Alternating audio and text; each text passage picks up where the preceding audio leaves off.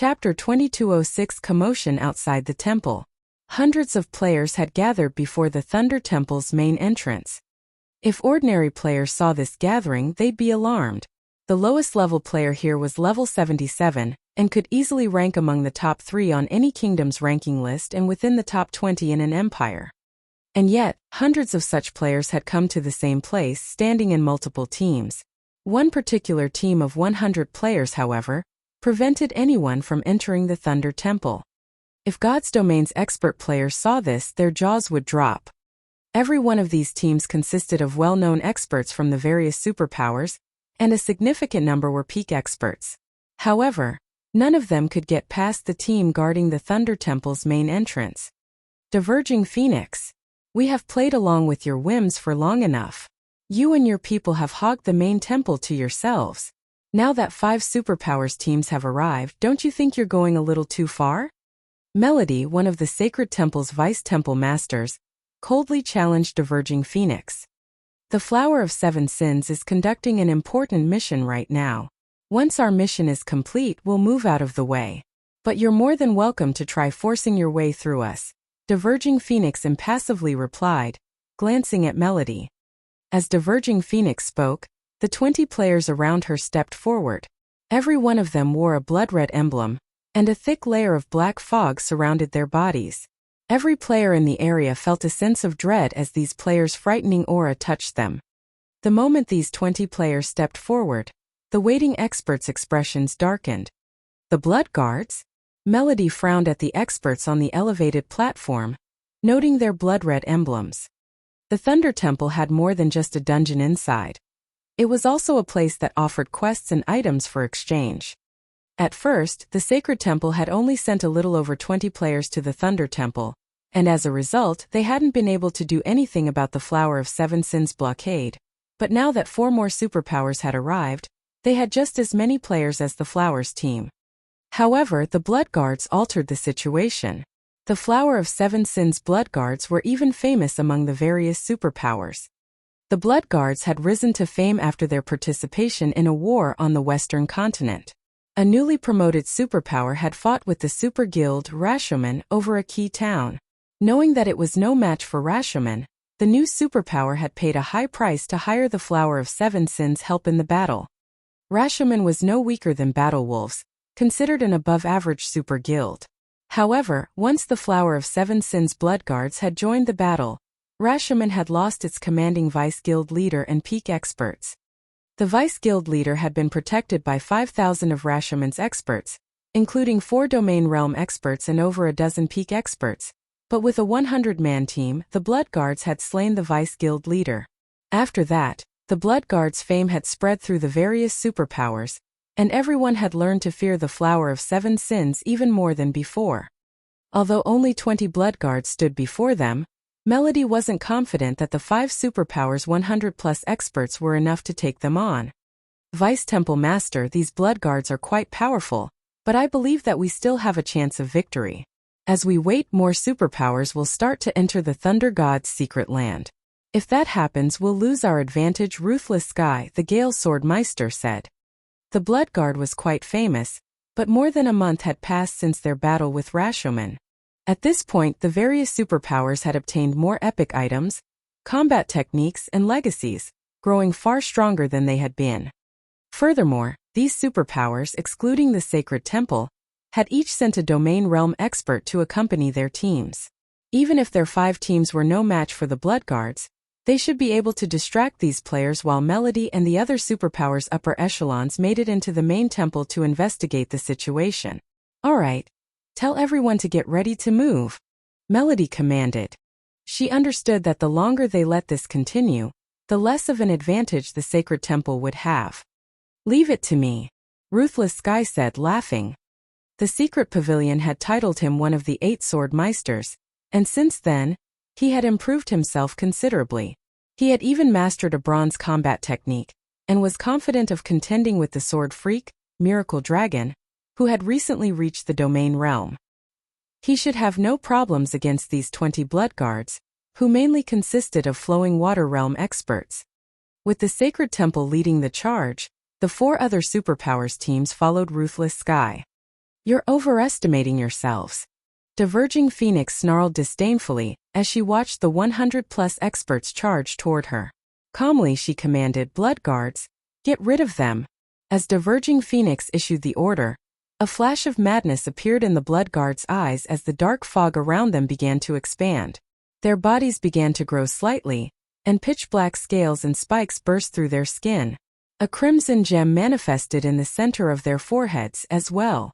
None of these players looked human at this point, and their frightening auras made them feel like demonic creatures that had crawled up from the dark abyss. What's going on? These blood guards' transformation confused the various superpowers experts.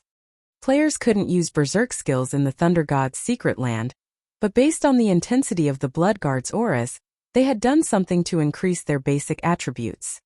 Before the various superpowers experts could react, the 20 blood guards left afterimages in their wake as they appeared before Ruthless Sky and the others. A level 77 blood guard berserker swung his greatsword straight at Ruthless Sky, simple and swift. The attack didn't contain the slightest hint of excess movement, as if the player were a natural killing machine. "Don't even think you can stop me that easily." In response, Ruthless Sky executed Twisting Space, the bronze combat technique he had recently learned. Ruthless Sky sent 3 sword lights at the blood guard, which merged to form a devastating attack just before they hit the opposing greatsword. Boom! The sound of colliding metal echoed throughout the secret land. The blood guard stumbled back 2 steps, staring at Ruthless Sky in astonishment.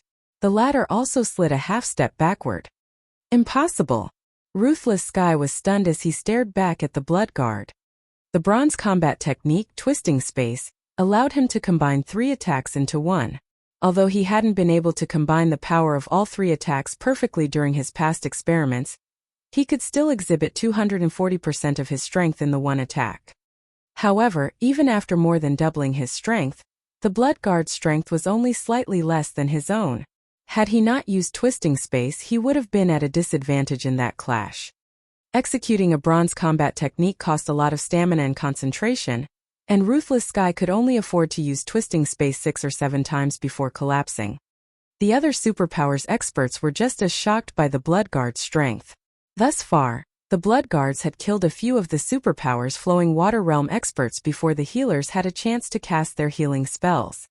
Did you really think a numerical advantage was enough to deal with the blood guards? How foolish! Diverging Phoenix ridiculed as she watched Ruthless Sky and his companions.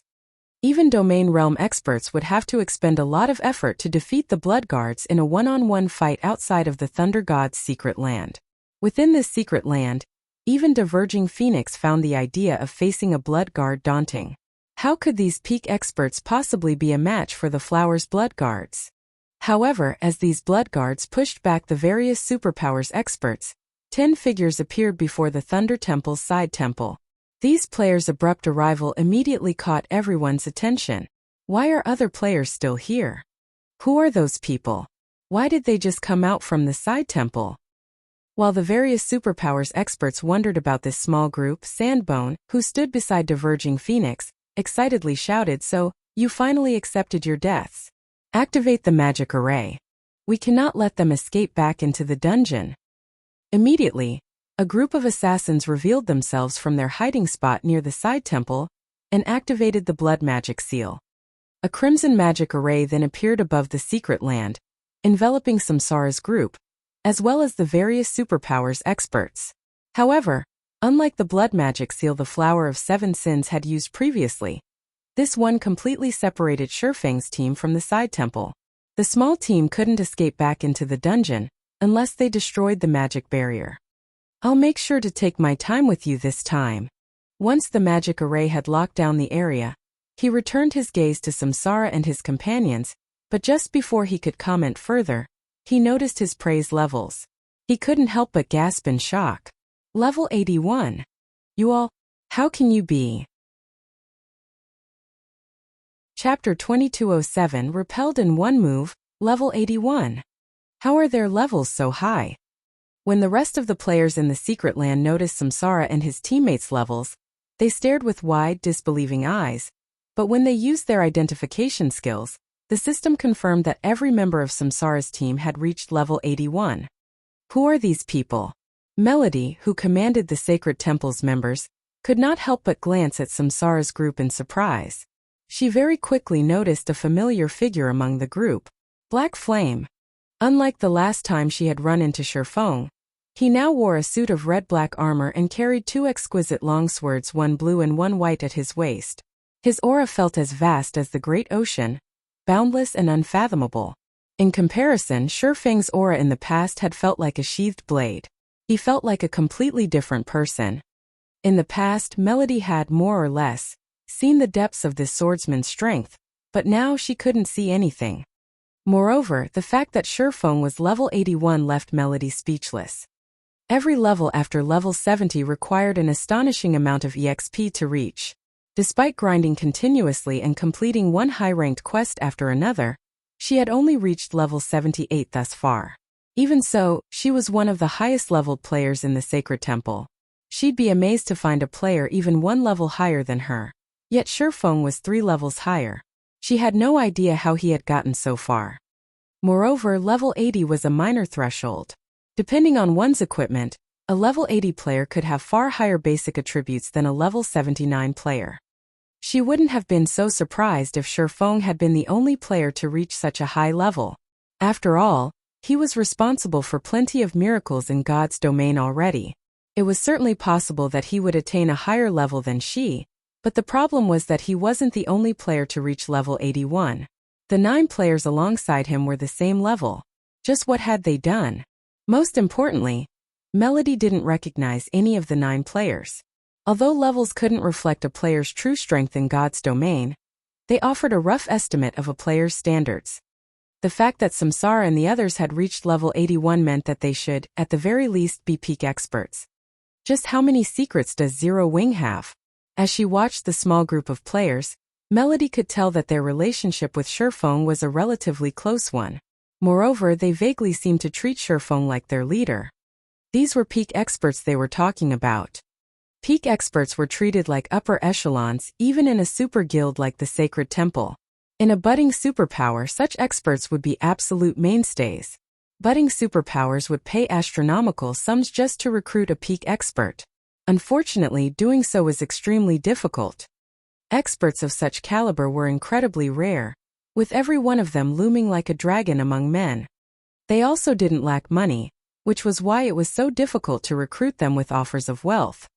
On top of that, peak experts tended to have different goals in mind. Since she had discovered that Shifeng was close with 9 unknown peak experts, the Secret Temple would have to reevaluate its opinion of Zero Wing. Although Zero Wing had held onto Stone Forest City and gained access to an abundance of resources, the guild still didn't have a background. The number of experts in the guild was pitifully low compared to superpowers, and experts were essential for any developing guild. To make matters worse, Zero Wing had made plenty of powerful enemies. Its feud with Starlink in particular had reached a point of no return. Starlink might not be able to touch Zero Wing right now, but that wouldn't last. The advantages Stone Forest City provided were only temporary. Once players reached higher levels, Stone Forest City wouldn't be as useful in the bottomless abyss. Moreover, unlike Zero Wing, Starlink's background was sturdy. The guild was not as simple as it seemed. Taking care of Zero Wing wouldn't be a challenge to Starlink. Hence, none of the various superpowers were optimistic about Zero Wing's future, and refused to partner with the guild. By allying themselves with Zero Wing, they'd gain Starlink as an enemy, which wasn't a worthwhile trade. However, if Zero Wing gained an additional 10 or so peak experts, its circumstances would change. At the very least, Zero Wing would be just as capable of raiding team dungeons as the various superpowers. Including the massive benefits from Stone Forest City, Zero Wing would be a lot closer to becoming a true superpower. However, Sandbone and Diverging Phoenix were even more shocked than Melody. How did they level up so quickly?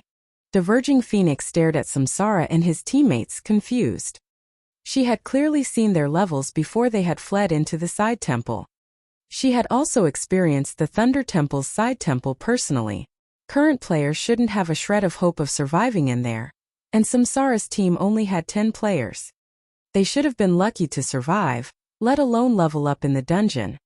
Not only had Samsara and his people leveled up, But they had also done so multiple times, reaching level 81. How could she possibly believe this wasn't some kind of illusion? You've reached level 81? No wonder why you finally dared to emerge, Sandbone said after snapping out of his daze, but rather than feel intimidated, his excitement grew as he looked at the small party. It seems that Brother Sky was right. The Thunder God's secret key is crucial for conquering the Thunder God's secret land. Once we obtain that key, we'll pull ahead of the various super guilds experts. Even the Flower of Seven Sins had been helpless within the side temple, but Samsara and his comrades had leveled with flying speeds in the dungeon. Sandbone could only think of one reason for this situation. The Thunder God's secret key.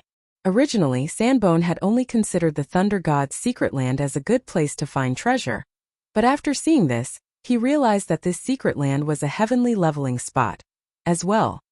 To think that the Thunder God's secret key has such an ability as well. We have to get our hands on it. Diverging Phoenix's eyes also glowed with excitement when she considered the possibility. Bloodguards, ignore the guilds, and help me get rid of those players first. The 20 Bloodguards promptly broke away from their opponents and charged towards Samsara's party. Should we help them, Vice Temple Master? Ruthless Sky asked Melody as the Bloodguards changed targets. Help them. The magic barrier affects us too. The Bloodguards will likely return their attention to us once they eliminate Black Flame's team. If we want to enter the main temple, we'll have to work with Black Flame, Melody said. Ruthless Sky nodded in response. He agreed that the Flower of Seven Sins wasn't likely to let them go after killing Shifeng and his companions. Moreover, with how powerful Shifeng's team was, they'd have a better chance against the Bloodguards if they cooperated.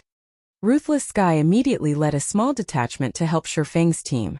Melody then led the rest of the Sacred Temple's team to distract the Flower of Seven Sins ranged members. However, the Bloodguards were clearly a fraction faster than Ruthless Sky's team, and the gap between them grew. After a short moment, the Bloodguards stood within 30 yards of Shifeng's team, spreading out to surround the players. I want to see how you plan to escape us this time. Diverging Phoenix snarled. Glaring at Shifeng, she commanded, prioritize the healers. And be careful of Black Flame. His strength is very high. Understood. Hearing Diverging Phoenix's command, the Bloodguards turned their focus to Samsara's healers. Seeing the Bloodguards in position, Ruthless Sky shouted, be careful. Those Bloodguard strengths are absurd. If they get close to you, you're finished. After fighting the Bloodguards himself, he knew how powerful they were. Even he would have been at a disadvantage in a one-on-one fight without the help of his bronze combat technique. And yet, Shifeng and his comrades showed no intention of moving, even as the Bloodguards moved within 20 yards of the team's healers. It made Ruthless Sky nervous. He felt that Shifeng and the others were being overconfident and careless. You're not going to flee? Do you think you can stand against us just because you're level 81? Diverging Phoenix sneered at Shifeng as his team prepared to face the Bloodguards head-on.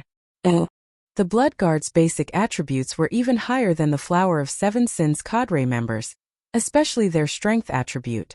Not even Sandbone was a match for their strength. Trying to face the Bloodguards head-on in the Thunder God's secret land was the epitome of foolishness. By the time the Bloodguards were within 10 yards of the small party, Endless Scars had finished casting her spell from behind Shifeng. Immediately, over 100 magic blades shot toward the approaching Bloodguards. What a powerful offensive spell. At such a close distance it would normally be quite effective, but against the Bloodguards. Ruthless Sky felt his scalp tingle when he saw the 100+ magic bladed under Endless Scar's control.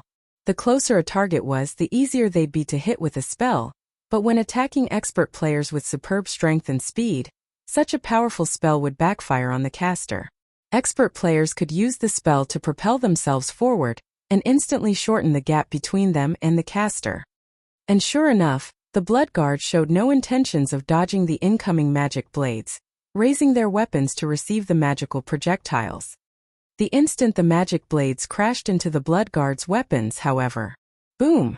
A series of explosions shook the battlefield, immediately halting the Bloodguards' advance. The outcome stunned these strangely demonic players. They certainly hadn't expected the magic blades to be so powerful, and before the Bloodguards could react, The remaining magic blades split into pairs and merged, attacking once more. These blood guards were no weaklings, though, and they readied their weapons to defend themselves against the new wave of attacks. Boom! As if they had been hit by a truck, the 20 blood guards were thrown through the air, landing over 8 yards away with damages in the hundreds appearing above their heads. The weapons in their grips trembled violently. Surprised by the outcome, the battlefield fell silent. Chapter 2208. Overwhelming the blood guards. How are her attacks so powerful? Shock colored both Diverging Phoenix's and Sandbone's faces as they watched a single attack repel the blood guards. After their transformation, those players wielded strength that could rival great lords of the same level within the Thunder God's secret land. Even Diverging Phoenix and Sandbone would have to rely on advanced combat techniques to stand against the blood guards. Diverging Phoenix had fought Endless Scars personally, so she knew how powerful those magic blades were, and they definitely weren't a match for a great lord's attacks. At best, Endless Scars' standard was roughly on par with Diverging Phoenix's. However, after emerging from the side temple, Endless Scars' magic blades were powerful enough to rival the blood guard's attacks. Moreover, she could now merge 40 of her black blades to send the 20 blood guards flying. Endless Scars' current basic attributes and combat standards were on an entirely different level than before she had entered the side temple. Even the various superpowers experts gaped in shock after seeing the incredible attack. Who is she? Ruthless Sky muttered as he tried to recall the formidable caster, but no matter how hard he searched for her in his memory, he couldn't find a trace of Endless Scars. Endless Scars had repelled the 20 blood guards in one move. The blood guards had even suppressed the superpowers peak experts, yet Endless Scars had single-handedly thrown the players. Moreover, Ruthless Sky had recognized the technique she had employed, strength combination. Ruthless Sky knew the technique and just how challenging it was to execute. With his combat standards, controlling 4 or 5 combination attacks was his limit, yet Endless Scars had controlled 20 combination attacks. She was a monster. So this is her true strength? Shifeng also could not help his astonishment as he watched Endless Scars manipulate the magic blades. Although the Thunderbolt set had restored Endless Scars to Tier 1, a Tier 1 player's physique wasn't sufficient to allow a peak expert to control 20 combination attacks. Not even Shifeng could accomplish the feat. But when Shifeng thought back to how Endless Scars had held the #1 position on the God's Domain experts list in the past and been responsible for numerous miracles, such as defeating Tier 6 God rank players as a Tier 5 player, he found the current situation quite reasonable. Only Endless Scars' performance had further excited Diverging Phoenix and Sandbone. The fact that Samsara and the others had leveled so quickly in the side temple was astonishing, but they had never thought that players could increase their overall strength so quickly in the dungeon as well. This only fanned the flames of their desire to obtain the Thunder God's secret key. Kill them. We need to kill them no matter the cost. Diverging Phoenix shouted as she focused on Samsara. The woman then began to cast the strongest spell in her arsenal. Sandbone, on the other hand, charged towards Samsara. With Diverging Phoenix's command to go all out, the 20 blood guards revealed maddened expressions as the dark fog around them grew more intense, and their auras grew stronger. These players' figures blurred as they rushed at Shifeng and his teammates. Suddenly, the blood guards were at least 30% faster, and their reaction speeds had improved drastically. The blood guards could now deflect Endless Scars' attacks, and some of them even had the leeway to dodge. How has their movement speed and reaction speed risen so much? Endless Scars could feel that these blood guards had suddenly become much stronger, especially regarding their physiques. Crap! These blood guards weren't this strong when we fought them earlier. The various superpowers experts, who had moved to reinforce Shifeng's team, revealed grim expressions as the blood guards became even more of a challenge. Humiliation, anger, powerlessness. The majority of them were Flowing Water Realm experts, and a few were even Void Realm experts. Even the various superpowers would have to be cautious around them in the outside world, and yet these blood guards had only been toying with them during the previous fight. In a split second, the blood guards had reached Samsara and his melee comrades. However, Samsara and his team were no weaklings. Now that they had reached level 81, their epic equipment had improved as well. Including the Thunderbolt gemstones they wore, Their basic attributes were only slightly lower than the Blood Guards, and with their combat standards, they had no issues facing the Blood Guards in one-on-one combat. They could even take on two at once, albeit barely. Naturally, Shifeng had an overwhelming advantage against these Blood Guards. He was level 85, 2 minor thresholds above the level 77 Blood Guards, and he currently had multiple fragmented legendary items on him. Even though his tier had been reduced to 0, his basic attributes were leaps and bounds higher than the Blood Guards. As a result, Shifeng practically sent a Blood Guard flying with every swing of his blade. Shifeng didn't even take damage when 6 Blood Guards had ganged up on him. On the contrary, the 6 Blood Guards continuously lost HP as they clashed with Shifeng. If the Flower of Seven Sins healers hadn't frantically cast their healing spells, the 6 Blood Guards would have fallen after exchanging a few moves. Even so, Shifeng still found an opportunity to activate Flame Burst and kill 2 of the Blood Guards instantly. His display was even fiercer than Endless Scars, and the remaining Blood Guards felt an immense pressure weigh on them after witnessing his performance. Is Black Flame even stronger than the rumors made him out? It looks like they can kill these Blood Guards even without our help. The various superpowers experts were at a loss for words as they watched Shifeng and his team overwhelmed the Blood Guards. They finally realized why Zero Wing openly dared to provoke multiple superpowers. With such a powerful team, Zero Wing certainly qualified to do so. Meanwhile, when Ruthless Sky and the various superpowers other experts eventually joined the fray, the Blood Guards steadily lost their advantage. Phoenix, at this rate, it'll be our lives on the line. The Blood Guard's stamina won't last much longer. Sandbone, who pinned down Burning Sea, shouted to Diverging Phoenix. The Blood Guard's transformation was already a heavy burden on their stamina. Now that they had improved their physiques further, their stamina consumption rate had reached frightening levels. This was why these Blood Guards avoided casually using this move. I know. Diverging Phoenix growled back. She couldn't help but grind her teeth in fury as she glared at Shifeng. Black Flame, I'll admit that you're quite impressive to push us this far, but this ends here. Diverging Phoenix pulled a piece of parchment from her bag space. It looked like a relic, but the moment she revealed this parchment, its energy pulled everyone's attention to it. The parchment radiated horrific divine might that made everyone's bodies feel heavier. Moreover, the parchment transformed its surrounding space into its own territory, and the Thunder God's secret lands rules no longer applied within the affected area. Diverging Phoenix began to chant an incantation, and skeletal warriors in exquisite armor, wielding all sorts of weapons, began to emerge from the void. The skeletal warriors' equipment had been engraved with magic runes, and every piece shared a similar pattern. Based on the equipment's glow, it was obvious that these undead creatures wore epic set equipment, far better than many of the peak experts present. After 3 short seconds, a total of 12 skeletal warriors had surrounded Diverging Phoenix. Heroic Warrior Undead Tier 3 Berserker King. Level 88. HP 28,000/28,000,000. How is this possible? Everyone gasped when they saw the heroic warriors. The Thunder God's secret land did not permit players to use tools. Yet Diverging Phoenix had done just that. Moreover, she hadn't just summoned ordinary monsters. These creatures rivaled NPCs and Tier 3 NPCs at that. Black Flame, I really hadn't expected you to force me to use this trump card. But no matter how much stronger you've grown in the side temple, it means nothing before the Flower of Seven Sins. Diverging Phoenix hissed as she glared daggers at Shifeng. The tool she had just used wasn't an easy one.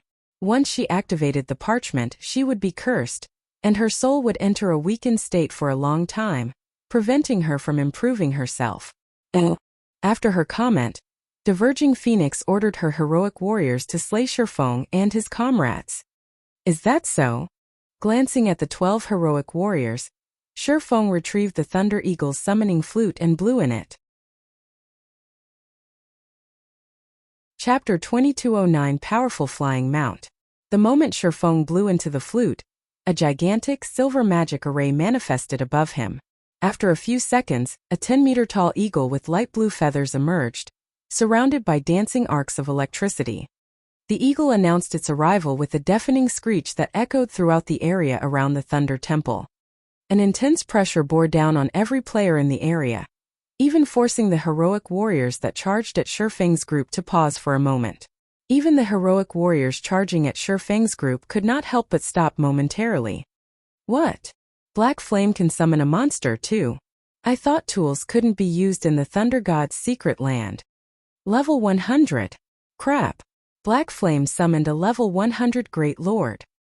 What's the point of summoning a level 100 Great Lord? The Flower of Seven Sins has 12 level 88, tier 3 undead. Although Shifeng's ability to summon such a high-leveled monster surprised the various superpowers experts, they inwardly shook their heads. Level 100 was a very high level, but the Thunder Eagle was only a Great Lord. Even if it was individually stronger than the heroic warriors, there was a limit to its strength. At most it could take on 2 or 3 heroic warriors simultaneously. Meanwhile, the remaining heroic warriors would work alongside the Flower of Seven Sins members to slay the rest of them. When Samsara and his teammates saw the Thunder Eagle, however, shock and envy filled their hearts. They had never thought that the flying mount would start out as a Great Lord. It was far stronger than what land mounts started as. Not only could Shifeng use his Thunder Eagle as aerial transportation, but it could also serve as a true combat companion. Even after reaching Tier 3, the Thunder Eagle would be useful. In comparison, current land mounts could only assist ordinary experts and weaker players. They were simply excess baggage to experts of their caliber. So this is a flying mount? I'll need to get one for myself later. Endless Scars inwardly swore as she gazed up at the Thunder Eagle. The rest of the team shared her silent sentiment.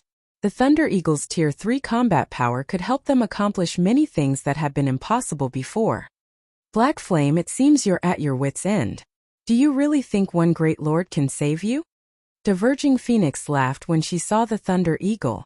Since you think that's the case, you can bear witness to the power of my heroic warriors. Diverging Phoenix controlled 6 of her heroic warriors to attack the Thunder Eagle, while she sent the remaining creatures after Shifeng and the others. Diverging Phoenix is being quite cautious, sending 6 heroic warriors after that eagle. The creature is doomed now. Melody, who saw this from afar, could not help but despair. The Sacred Temple had uncovered some information regarding heroic warriors. Heroic warriors weren't like ordinary monsters.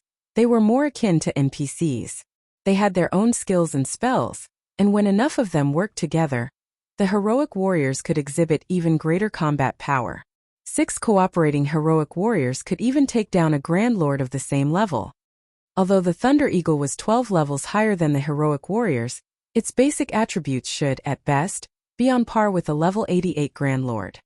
It wouldn't be of any help to Shifeng. Just one Great Lord? Shifeng chuckled at Diverging Phoenix's comment. You sure are taking a level 100 monster lightly. In that case, I'll show you how immense the difference is. Shifeng immediately instructed his Thunder Eagle to attack the approaching heroic warriors. With a flap of its massive wings, the Thunder Eagle sent hundreds of lightning bolts arching toward the 6 heroic warriors. Reacting quickly, the heroic warriors tried to activate skills to defend themselves. Boom, boom, boom. In the next moment, all 6 heroic warriors were thrown over 20 yards away, their bodies scorched black. They lost over 2 million HP in the process. The Thunder Eagle screeched again as it transformed into a blue lightning bolt and shot towards its targets. The flying mount was incredibly fast, practically crossing 100 yards in an instant as it crashed into the 6 heroic warriors that were about to attack, sending all 6 Tier 3 undead flying another 20 yards back. The heroic warriors were utterly powerless against the Thunder Eagle. For a time, the various experts were dumbfounded. These powerful NPC-like Tier 3 heroic warriors were little more than helpless children before the Thunder Eagle, which was the same tier. Impossible. My heroic warriors are Tier 3. Diverging Phoenix shouted in shock as she watched the summoned creatures suffer an absolute disadvantage. Both the heroic warriors and Thunder Eagle were Tier 3, so how could the gap between them be so large? That flying mount is too powerful. I'll have to get one for myself when I return. Burning Sea could barely stop his jaw from hanging open as he watched the Thunder Eagle's performance. How was this a Great Lord? The Thunder Eagle was almost stronger than Grand Lord's. It was nearly as powerful as a mythic monster. Big Brother Black Flame, you must treat us to a meal after we get out of here. Happy Art said, her eyes glued on the Thunder Eagle. She had known that flying mounts were powerful, but she had never dreamed that they would be this powerful. If she had a Thunder Eagle as her companion, she could easily solo Grand Lords out in the fields. Sure, no problem, Shurfeng replied, chuckling. Every 50 levels was a major threshold in God's domain. Not only would players' weapons and equipment undergo a qualitative transformation, but monsters would grow stronger as well. Meanwhile, level 100 was the second major threshold in the game, and it was a far greater one than level 50. To be precise, level 100 was a major turning point when it came to monsters' basic attributes. Everything, including the monster's HP, strength, and agility, would undergo a qualitative transformation. In comparison, there wasn't much of a difference when it came to players' equipment. After reaching level 100, the main God system stopped sheltering players and fully removed its binding on God's domain's monsters. When players in the past had begun to explore level 100 maps, many Tier 2 players had been demoted to commoners. Even killing chieftain rank monsters would require full parties or teams of Tier 2 experts, not to mention Lord rank monsters. This was why it was so dangerous for Tier 2 players to explore level 100 maps. Normally, only Tier 3 players could afford to roam these areas by themselves. Although the Thunder Eagle was only a Great Lord, its basic attributes were roughly 2 tiers higher than the heroic warriors. It might not be a match for level 88 mythic monsters, but it could rival level 88 Grand Lord ranked archaic species. How could the Tier 3 heroic warriors possibly be a match for the Thunder Eagle? The first heroic warrior fell after just 20 seconds. The remaining 5 only had half of their HPs remaining, as they tried to deal with the Thunder Eagle. The Flower of Seven Sins healers couldn't keep up with the Thunder Eagle's damage. In contrast, the Flying Mount still had 93% of its HP remaining. The Thunder Eagle's strength and the heroic warriors were on entirely different levels. It was only a matter of time before the feathered creature annihilated the skeletal monsters. Retreat! Everyone retreat! Diverging Phoenix commanded, gritting her teeth. It was obvious that the Flower of Seven Sins no longer controlled this situation. Once the Thunder Eagle finished off the heroic warriors, it would doubtlessly set its sights on her and the other Flowers members. In the outside world they might be able to take it down, but they were in the Thunder God's secret land where the Thunder Eagle was basically invincible. Don't think you can get away that easily. You won't leave here alive. As Diverging Phoenix and her people tried to flee into the main temple, Shurfeng activated Windblade and gave chase. He was far faster than his opponents, and once he was within 40 yards of Diverging Phoenix, he activated Instant Strike to appear before the Elementalist. Sword's Transmigration. Diverging Phoenix wanted to defend herself, but her physical control was hanging by a thread since her soul had been weakened. She simply couldn't block or evade Killing Ray in time. Shurfeng's blade bit into the woman, and her HP fell to 0 instantly. Collapsing as she died, she dropped 2 items: a pair of dark gold ranked cloth gloves and the parchment she had used to summon the heroic warriors. Chapter 2210 Ancient Gods Document Fragment. Chaos tore at the Flower of Seven Sins members when Diverging Phoenix had died. Furthermore, the heroic warriors hadn't disappeared when she had died, but without the woman to control them, they had gained their freedom and no longer cooperated. As a result, their combat power plummeted drastically, and the Thunder Eagle had a much easier time taking them out. Realizing that the heroic warriors couldn't even keep the Thunder Eagle distracted anymore, the Flowers members began to panic further. The mindless charge toward the Thunder Temple's main temple. Getting into that main temple was their only hope for survival. The main temple was guarded by Tier 3 temple guards, who didn't allow combat between players. This was also why Supreme Sky had been so adamant about blocking the main temple's entrance. He wouldn't have been able to touch Samsara's team if they had made it into the main temple. Shurfeng didn't bother to chase down the fleeing Flower of Seven Sins members, pausing to collect the 2 items Diverging Phoenix had dropped, instead. Although he had no interest in the level 75 dark gold equipment piece, it was top-tier equipment for other experts. Most current peak experts might not have a single piece of level 75 dark gold equipment on them. Only monster-level experts like Diverging Phoenix were strong enough to acquire such top-tier items. Current peak experts were only around level 77, and acquiring level 75 dark gold equipment was still a major challenge for the various superpowers. Shifeng was far more interested in the parchment the elementalist had dropped than the cloth gloves. Any item that could summon heroic spirits within the Thunder God's secret land was definitely an extraordinary item.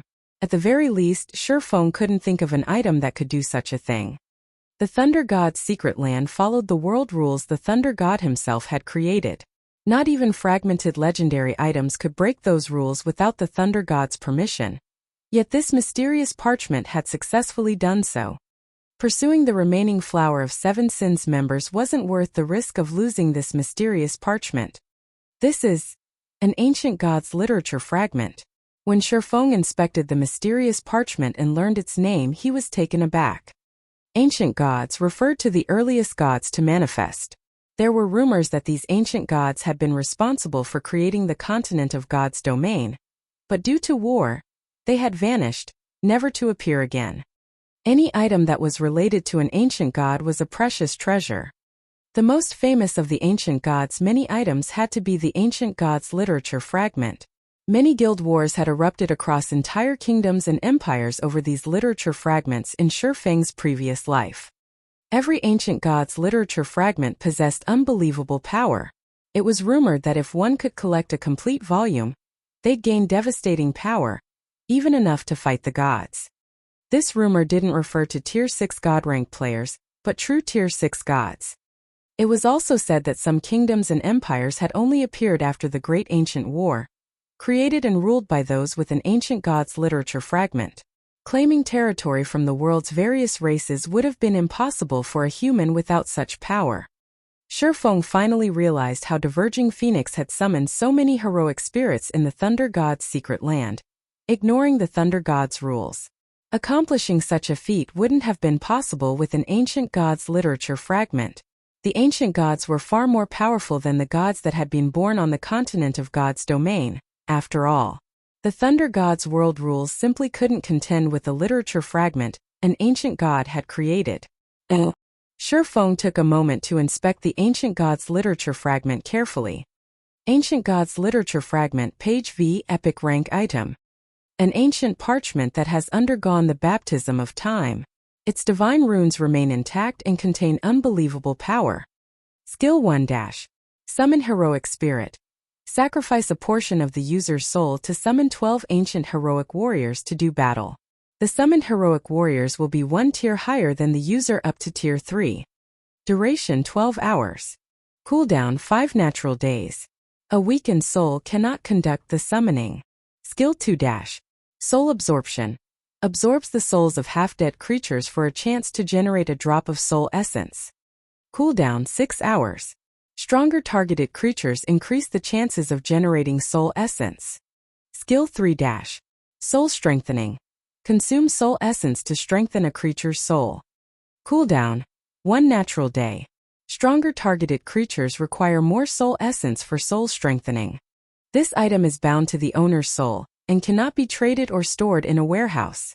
This fragment also has a chance of dropping on death. Drops on death if in a weakened soul state. Amazing! Truly amazing! Indescribable shock and excitement filled Shifeng as he finished reading the Ancient God's Literature Fragments attribute panel. It's no wonder why those powers contested over these literature fragments so desperately.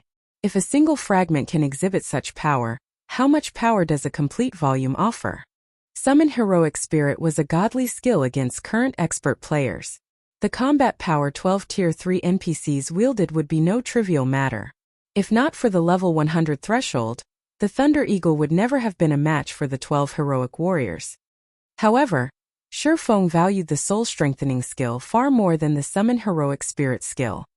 Current players might not truly understand the importance and meaning of their souls, but as they continued to level up and encountered far more NPCs and monsters, they would figure it out. Without a powerful soul, players had no hope of reaching Tier 5, much less Tier 6.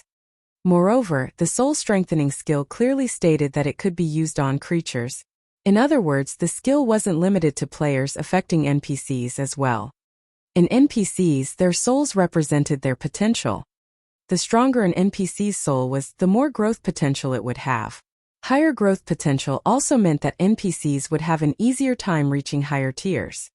At this stage of the game, personal guards were a common sight. However, there were very few personal guards with high growth potential. Even first-rate guilds would celebrate if they obtained another secret silver guard. First, secret silver guards wielded incredible combat power. If they had level and equipment advantages, they could easily suppress current peak experts. Second, secret silver rank personal guards wouldn't reach a bottleneck when reaching for Tier 3. Once they rose to level 100, they'd have no problem advancing to the next tier. Moreover, they had a chance of reaching Tier 4. At Tier 4, not only would personal guards be a massive help when defending guild towns or cities, but they'd also be meat grinders in large-scale combat. However, obtaining a secret silver personal guard was extraordinarily difficult. Even Zero Wing only had 22 secret silver guards, and that was largely thanks to Shifeng's past knowledge of these guards. Otherwise, Zero Wing wouldn't even have 10 secret silver guards right now. However, obtaining NPCs with high growth potential wouldn't be a problem now that he had the soul strengthening skill. Secret silver guards might be difficult to find, but mysterious iron guards were abundantly available. Once he collected enough soul essence, he could nurture a powerful NPC army, reinforcing Zero Wing until it could easily stand up against superpowers. While Shifeng pondered on the potential of a personal guard army, the battle with the Flower of Seven Sins had come to a close.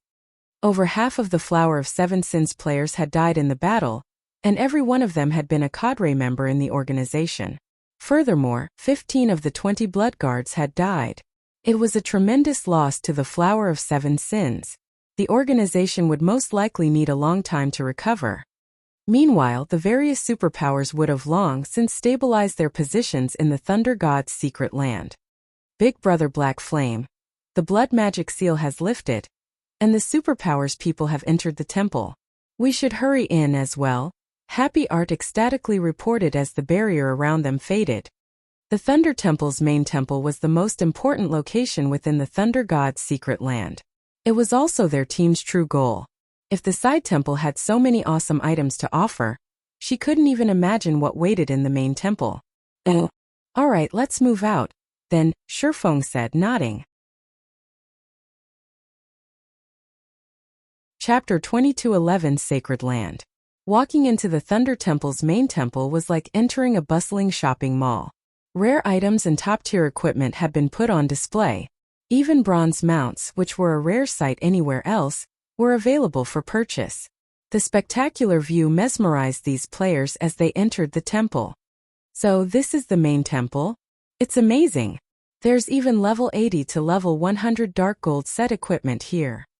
Happy Art exclaimed when she saw the equipment displayed on one of the numerous counters. Samsara and the others were similarly thrilled.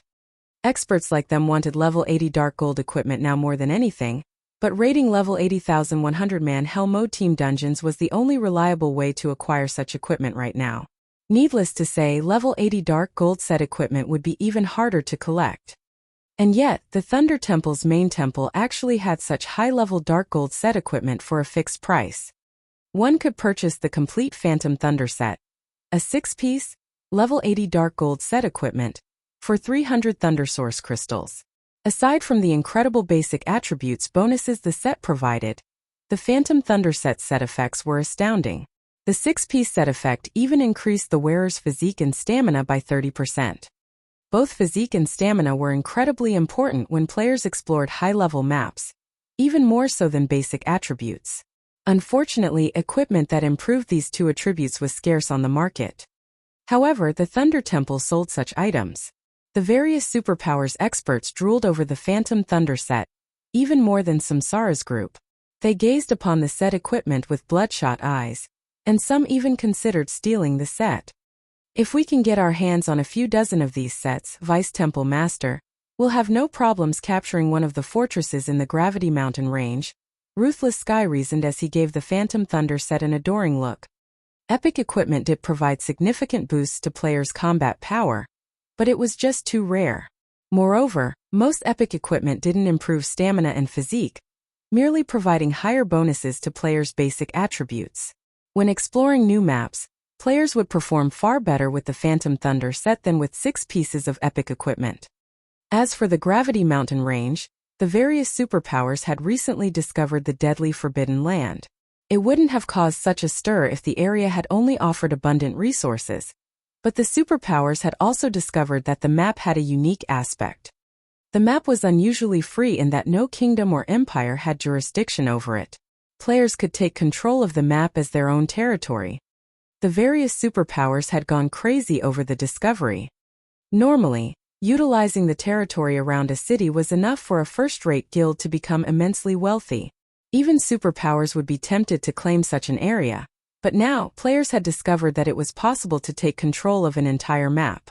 Moreover, the map in question was particularly resource-rich. The potential profits one could earn from the Gravity Mountain range was unimaginable. Laying claim to the Gravity Mountain range with the equivalent of obtaining a super miniature kingdom. The area was also surrounded by level 100 maps, which was extremely important to the various superpowers' development. This discovery was also the reason that many of the superpowers hadn't bothered Zero Wing, despite the fact that it maintained ownership of Stone Forest City. After all, this Forbidden Land was far more important than a God Mode regional dungeon. However, the Gravity Mountain range was still a Forbidden Land. Regional dungeons and secret lands simply couldn't compare. Not only was player stamina consumption amplified in the mountain range, but the mana there was also quite thin. Despite the fact that monsters in the bottomless abyss were far stronger than those in the Gravity Mountain range, the various superpowers teams had a much harder time fighting the mountain range's monsters. Naturally, capturing the ancient fortresses in the Gravity Mountain range and transforming them into fortified bases would be even more of a challenge. I agree, but what is a Thunder Source Crystal? Melody understood what Ruthless Sky was trying to say. In fact, this was one of the main reasons that the Sacred Temple had visited the Thunder God's secret land in the first place. The Sacred Temple hadn't made any progress in exploring the Gravity Mountain range, so the guild had shifted its focus to strengthening its exploration teams. The Thunder God's secret land was the perfect place to do just that. This was an ancient god's secret land, and it would have plenty of valuable items available. However, players needed Thunder Source Crystals to purchase any of the items for sale in the main temple. While the various superpowers experts wondered what the Thunder Source Crystals were, Samsara and his team found the name familiar. Didn't that boss drop a Thunder Source Crystal? Burning Sea whispered. I see. So these items won't be so easy to acquire, Samsara commented as he nodded to Burning Sea. Somewhat disappointed, he continued, it seems we'll have to start with the guidance quest. The Thunder Source Crystal was one of the items the Naga General Valenka had dropped. To be precise, it had come from an item called the Crystal Box. One crystal box only contained a dozen or so Thunder Source Crystals, but Valenka had only dropped 2 boxes. After dividing the loot, there hadn't even been enough to give each team member 3 Thunder Source Crystals. To purchase the Phantom Thunder set, they'd have to kill all of the side temple's bosses several dozen times. Unfortunately, the dungeon only reset once every 3 days, and current players were helpless against the side temple's bosses. In other words, current players could only gaze longingly at the main temple's top-tier equipment. Of course, Shifeng had long since gotten used to that. The Thunder Temple within the core of the Thunder God's secret land was a treasure trove. Even Tier 5 players would find tempting items, not to mention Tier 2 players. However, it would take more than a few days of hard work to afford these items. After browsing the items inside the main temple for a little while longer, Samsara led Endless Scars, Burning Sea, and Frozen Gem to turn in their epic guidance quest on the main temple's 2nd floor.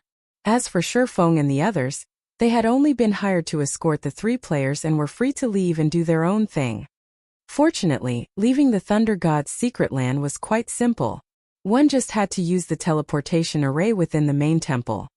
Guild leader Black Flame, I really have to thank you for your help.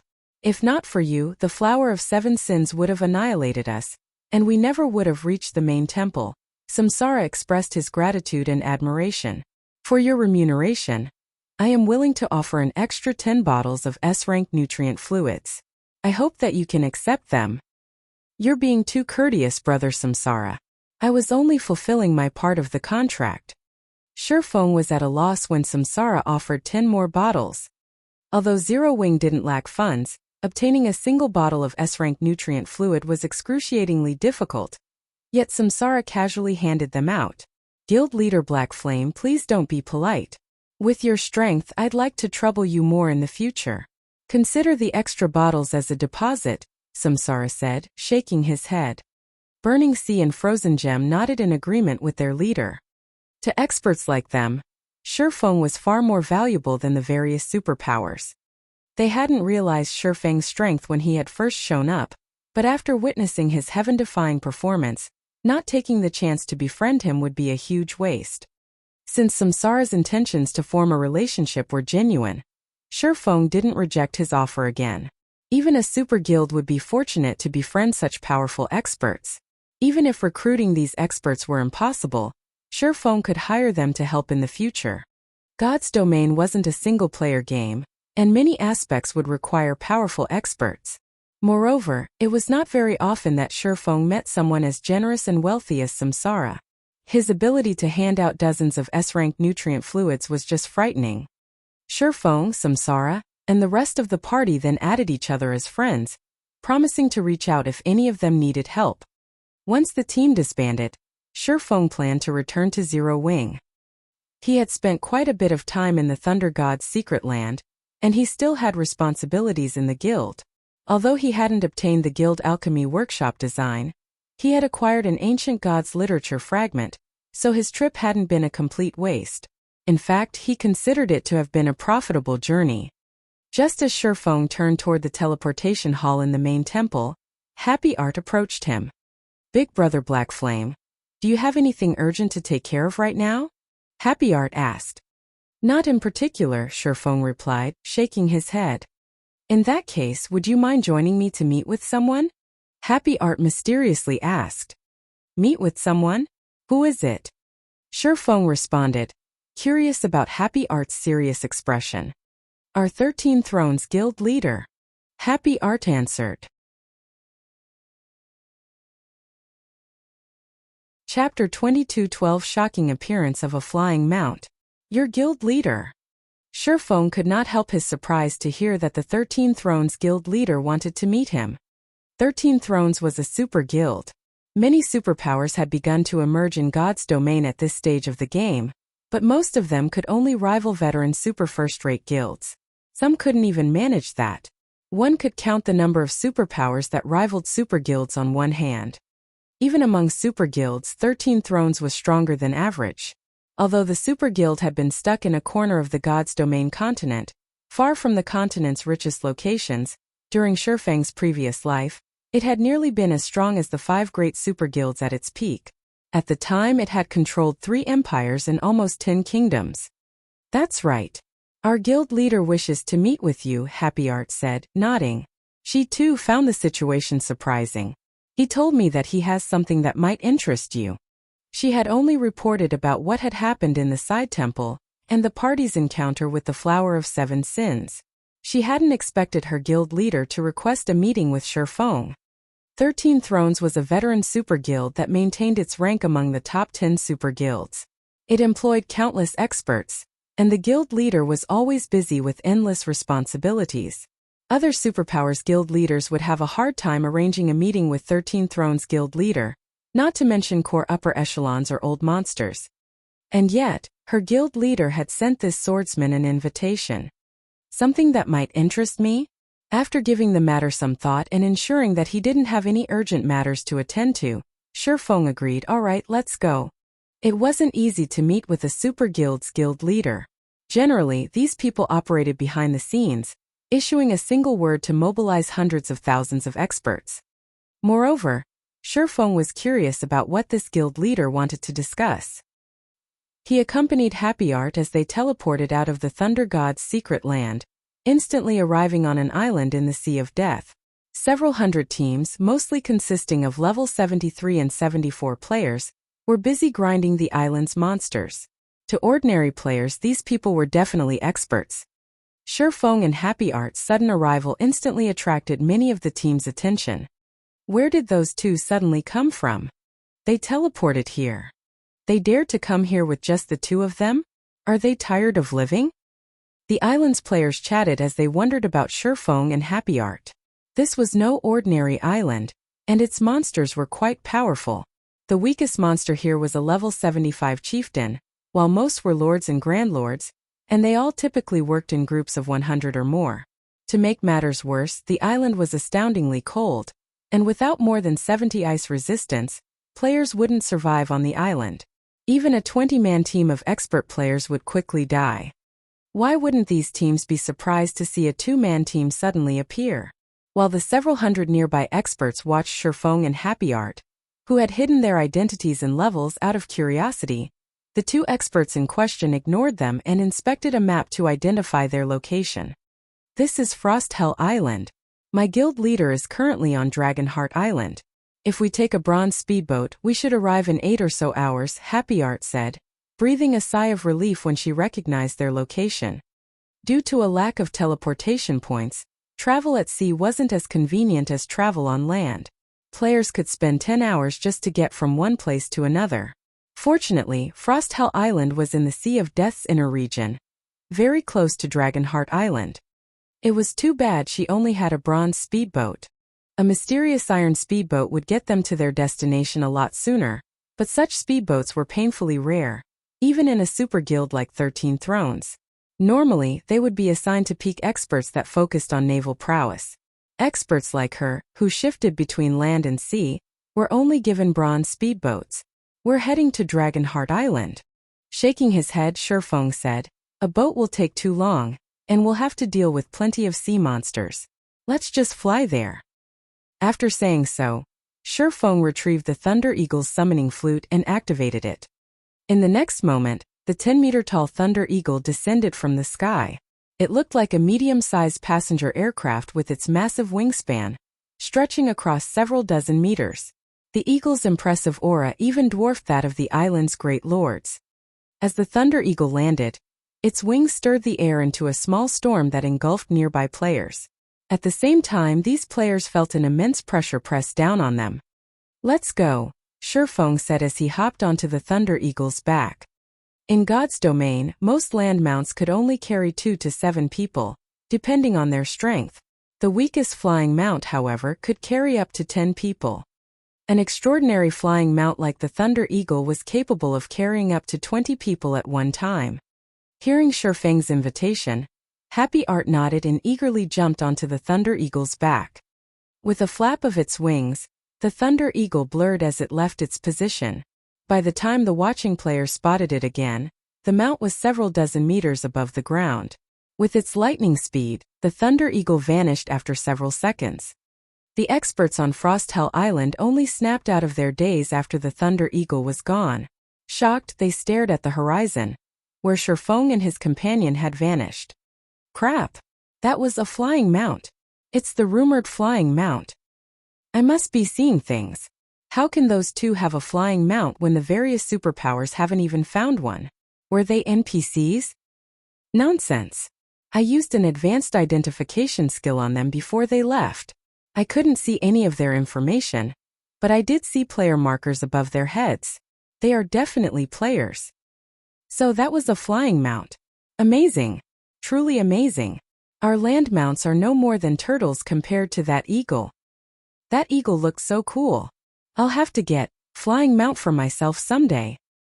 The expert players on Frosthell Island quickly published the situation on the Sea of Death's official forums, starting a heated discussion about the two players' identities. Since the forum post had included pictures and video of the flying mount, it quickly became a hot topic. Most ordinary experts were still searching for a bronze mount of their own. They could only dream of riding a mysterious iron or secret silver mount. Only large guilds' upper echelons might own such a high-quality mount, and not even first-rate guilds were guaranteed to have a fine gold mount. Yet, they had just witnessed a flying mount. With the ability to ignore terrain, flying mounts were even faster than epic land mounts. Moreover, they had all seen the Thunder Eagle's speed. With such a fast mount, traveling across God's domain wouldn't be a problem. When the various superpowers received news of the Thunder Eagle, the matter became a sensation. They frantically began to search for the identities of the Thunder Mount's riders. Chapter 22 The 12 Holy Swords. I want this matter investigated. Find out who those people are. Once you learn their identities, figure out how they got that flying mount. They came from Frosthell Island. They should still be in the area. Notify everyone there to search for those players and report back when they find them. Once the various superpowers found out about the Thunder Eagle, they poured manpower into investigating the flying mount. Its appearance had stirred the previously peaceful Sea of Death to life. While the various superpowers searched frantically for the Thunder Eagle, Sandbone, who had just escaped the Thunder God's secret land, received news of the flying mount as well. Isn't this the monster Black Flame had summoned? Sandbone stared at the pictures he had received in shock. It's actually a flying mount. As an Apex expert, he knew just how valuable a flying mount was in God's domain. Apex experts often found resource-rich areas when exploring the continent, but since they were so far from civilization, these players couldn't exploit these regions. However, they could increase their harvests by several-fold if they had a mount, exploring regions that other players couldn't reach. Needless to say, their leveling speed would substantially increase as well. The main reason that players' leveling speeds decreased as they reached higher levels was due to the fact that high-level maps were very far away from teleportation points, and building or relocating a guild town was easier said than done. Boss Sand, why don't we publicize this matter? Even if we do nothing, the various superpowers will take Black Flame out if they know that he is the one riding that flying mount, the level 77 assassin suggested from beside Sandbone. Now that they had discovered the existence of flying mounts, the various superpowers would stop at nothing to find their own. Their players' leveling speeds and ability to gather resources would skyrocket with a flying mount. It was the perfect opportunity for these superpowers to gain an advantage over their rivals. If they found out that Black Flame was the Thunder Eagle's owner, they would go after him. No, we mustn't let anybody know about this, Sandbone said, shaking his head. This is a good opportunity for us. An opportunity? The level 77 assassin asked in confusion. Your idea might be useful if that were an ordinary flying mount, but Black Flame had summoned it within the Thunder God's secret land. Only tools from within the secret land will work there. And Black Flame hadn't summoned the eagle before entering the side temple. Had he done so, his team wouldn't have fled from us, Sandbone said, chuckling. Do you know what that means? It means that Black Flame obtained the flying mount from the side temple, the level 77 assassin answered, his eyes glowing with excitement. Correct, and the various superpowers don't know that yet. The few superpowers teams inside still can't communicate with their guild members outside of the Thunder God's secret land. They likely don't know that the eagle Black Flame summoned is a flying mount, Sandbone said, sneering. Black Flame may have disrupted Brother Sky's plans, but he led us straight to a flying mount's origin. We need to secure the side temple before other powers figure this out. Then we can take our time with Black Flame and Samsara's group. Sandbone had witnessed the Thunder Eagle's strength personally. Not even the 12 Tier 3 heroic warriors had been a match for it. If the Flower of Seven Sins could acquire a few Thunder Eagles of their own, no one could stop the organization within God's domain. While entering the Thunder God's secret land was a challenge for the various superpowers, it wasn't hard for the Flower of Seven Sins.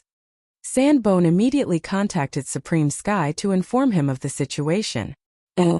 Meanwhile, Shurfang's Thunder Eagle hovered above the sea near Dragonheart Island.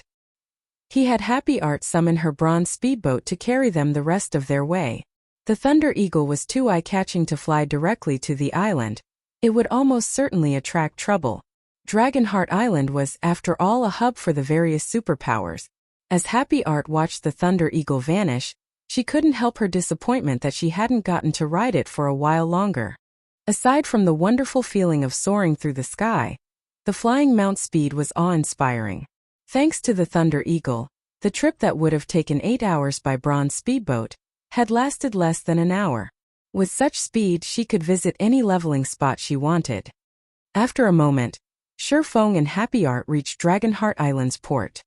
Easily several hundred ships floated at the docks, and bronze speedboats were a particularly common sight. There were even more than 20 extremely rare sailboats.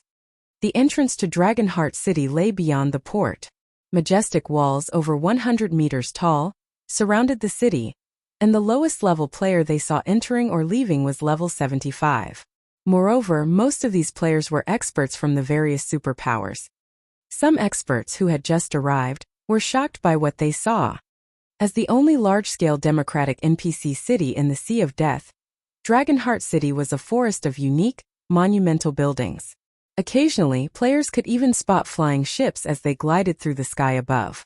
NPCs of various races, such as half-orcs, half-elves, naga, and dwarves, roamed the city streets. The majority of these NPCs were merchants, carrying massive backpacks or driving freight wagons. These NPCs hawked their wares all over the city. If one paid close attention to the NPC merchants' comments, they'd learn that many of the items for sale were unique, not available elsewhere. Most of these merchant stocks, in fact, included incredibly rare, valuable items. Some NPCs even sold mysterious iron mounts and holy fruit, which could permanently increase a player's attributes. Players could even buy Tier 3 slave guards. Much of what they saw sorely tempted players who were new to the city. Unfortunately, these NPCs did not accept the human race's coins as currency. They only accepted ancient coins. Without ancient coins, surviving in Dragonheart City was nearly impossible. The ancient coin was a type of currency that had been used since ancient times. The mana these coins carried made them different from ordinary coins, and when players collected a certain amount, they could even increase the mana density around them. However, actually acquiring ancient coins was an extreme challenge for players. Even Zero Wing struggled to earn ancient coins. After Happy Art guided Shi Feng through the city for about half an hour, they arrived before an advanced bar named Dragonblood. Passers-by marveled at the two for their assumed wealth when Shi Feng and Happy Art entered the tavern. Everything in Dragonheart City cost ancient coins, and the products and services that Dragonblood offered were particularly expensive. The cheapest fruit wine the bar sold cost 10 ancient coins per bottle. Expert players like themselves couldn't even earn that much after 2 days of questing in Dragonheart City.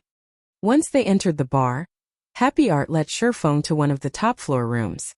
When they entered the room, they were greeted by a young, white-haired swordsman in white clothes who sat by the window, enjoying a glass of wine. Aside from the young man's name, Shi Feng couldn't see any of his information. Despite sitting there quietly, the young man felt like the most important thing in the room. Amazing! So this is Melancholy 13 Thrones Guild leader? Shi Feng inwardly exclaimed as he watched the youth before him. Although he could not see Melancholy's level or equipment, the man felt dangerous. Shi Feng also spotted something familiar on Melancholy's body. That weapon was the reason that Melancholy had risen to fame in God's domain, the Sacred Dragon's Blade. The sword was a bona fide fragmented legendary weapon, and one of God's domain's 12 holy swords. It was leagues stronger than Fire Dance's 1,000 transformations. Someone else stood in the room as well, and Shi Feng was very familiar with this player. Starlink's guild leader Lu Xingluo.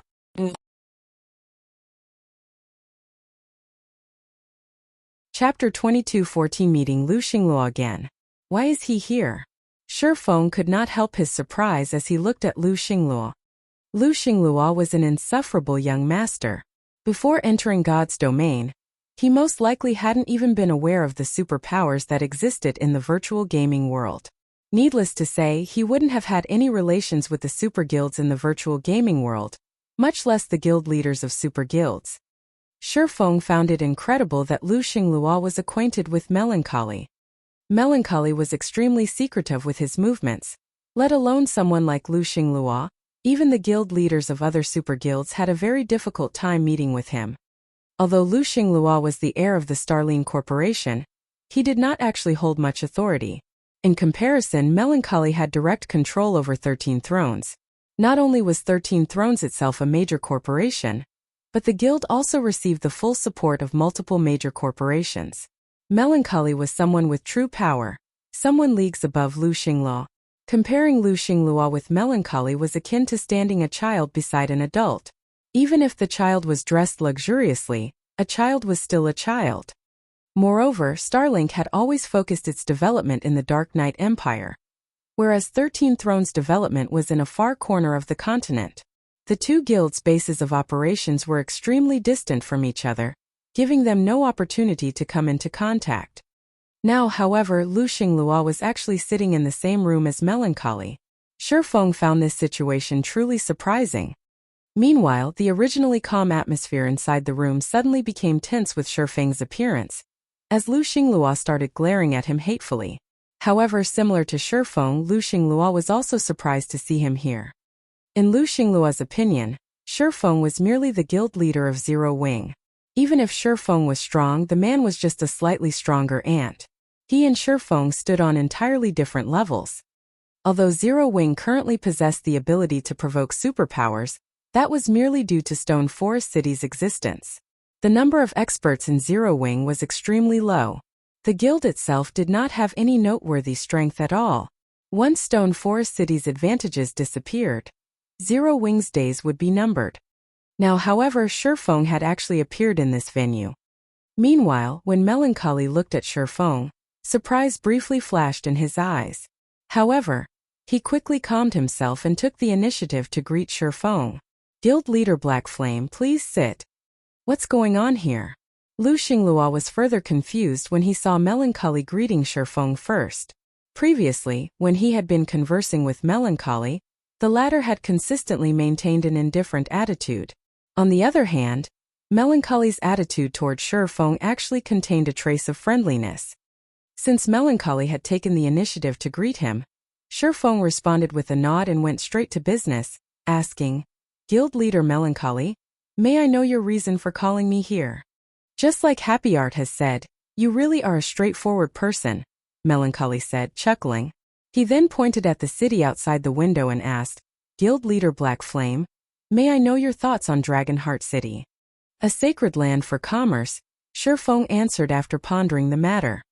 During his previous life, Dragonheart City was one of the strongest commercial cities in God's domain. Every inch of land here had been worth its weight in gold as one of the main areas of activity for Tier 3 naval players. The resources available here were much more abundant compared to what Thunder Island had. Not to mention, Dragonheart City was the sole large-scale free NPC city in the Sea of Death. Unlike the NPC cities on the main continent, Dragonheart City was a place where players could become king. Of course, this did not mean that players could capture it. Instead, players had the option to purchase it. Every construction in Dragonheart City, including the auction house, City Lord's Mansion, Teleportation Hall, and other key constructions, could be purchased so long as one had the money to do so. Players could do anything they wanted with the construction they purchased. They could even demolish the original construction and build another construction of their choosing. Moreover, Dragonheart City was also home to the famous World Tower. The World Tower was a place that the mainstream powers in God's domain would keep an eye on. When compared to the World Tower, the value of Otherworld gates was insignificant, because one could find super rare epic materials inside the World Tower, and even the main materials needed to produce fragmented legendary items. Due to this reason, Dragonheart City had become one of the strongest commercial cities during Shifeng's previous life. At its peak, the city's commercial influence had surpassed even that of an empire. That's right. This place will become a sacred land for commerce. Melancholy nodded approvingly. He never thought that Shifeng would be so on point with his answer. Smiling, he continued, "May I know if Guild leader Black Flame is interested in setting up a shop here?" "Setting up a shop here?" Shifeng looked at Melancholy in confusion. If possible, he really wished to set up a shop in Dragonheart City. Unlike the player shops in ordinary NPC cities, those in Dragonheart City could do business with the NPCs of other races. Meanwhile, Dragonheart City hosted a very large number of foreign races, far more than even Thunder Axe City. Obtaining epic materials and ancient designs was much easier here. In the entire God's domain, there were only a handful of NPC cities capable of rivaling Dragonheart. Hence, Dragonheart City's shops were incredibly valuable. However, setting up a shop here was not an easy task. Even Zero Wing couldn't do so right now since all shops in Dragonheart City utilized only ancient coins as currency. Ancient coins were different from ordinary coins. Not only were ancient coins difficult to obtain, but exchanging them was also a big problem. Unlike ordinary coins, Ancient coins were not automatically converted to a higher denomination after a certain amount was collected. The system did not convert ancient copper to ancient silver, or ancient silver to ancient gold automatically. Meanwhile, the merchandise sold in Dragonheart City required specific coins. In other words, items priced in ancient silver could not be purchased using ancient copper. The same was true for items selling for ancient gold. However, items sold for ancient silver could be purchased with ancient gold. The conversion used the official exchange rate, which was AL to 100 ratio. Due to this reason, the value of ancient gold was extremely high, even after 10 years had passed in God's domain. Moreover, even the cheapest shop in Dragonheart City cost 8,000 ancient gold, which was not a sum the current Zero Wing could acquire. That's right. Setting up a shop here. Melancholy affirmed. Of course there is a price for this shop. I wish to borrow Zero Wing's strength to capture a fortress in the Gravity Mountain range. As long as we succeed, I'll give you 10,000 ancient gold to purchase a shop in Dragonheart City. Realization immediately dawned upon Shifeng at Melancholy's words. It was no wonder Melancholy could offer him such remuneration. The Gravity Mountain range was located beneath the World Tower. Not only was the Gravity Mountain range rich in resources, but the fortresses found there were also the main method for the acquisition of ancient gold coins. By securing a fortress there, one could net a profit of 2,000 or 3,000 ancient gold every day. Moreover, as more time passed and the fortress became better equipped, more NPCs of foreign races would visit the fortress, further increasing the fortress's income of ancient gold. Only, the fortresses found in the Gravity Mountain range were not easy to capture. Setting aside the countless monsters that resided in these fortresses, just the level 100+ mythic monsters serving as the guardian boss of these fortresses were sufficient to annihilate any of the current superpowers. Just as Shifeng was about to reply to Melancholy, Xingluo suddenly frowned and said, "Guild leader Melancholy, aren't you thinking too highly of Zero Wing? With our two guilds cooperating with each other, we are almost certain to secure the fortress. Zero Wing is merely lending a little help, yet you're giving them 10,000 ancient gold? Isn't that a little too much?"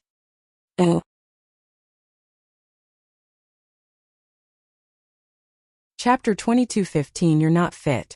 Xingluo's words made Melancholy frown for a moment. "What are you trying to say, Guild Leader Lu?"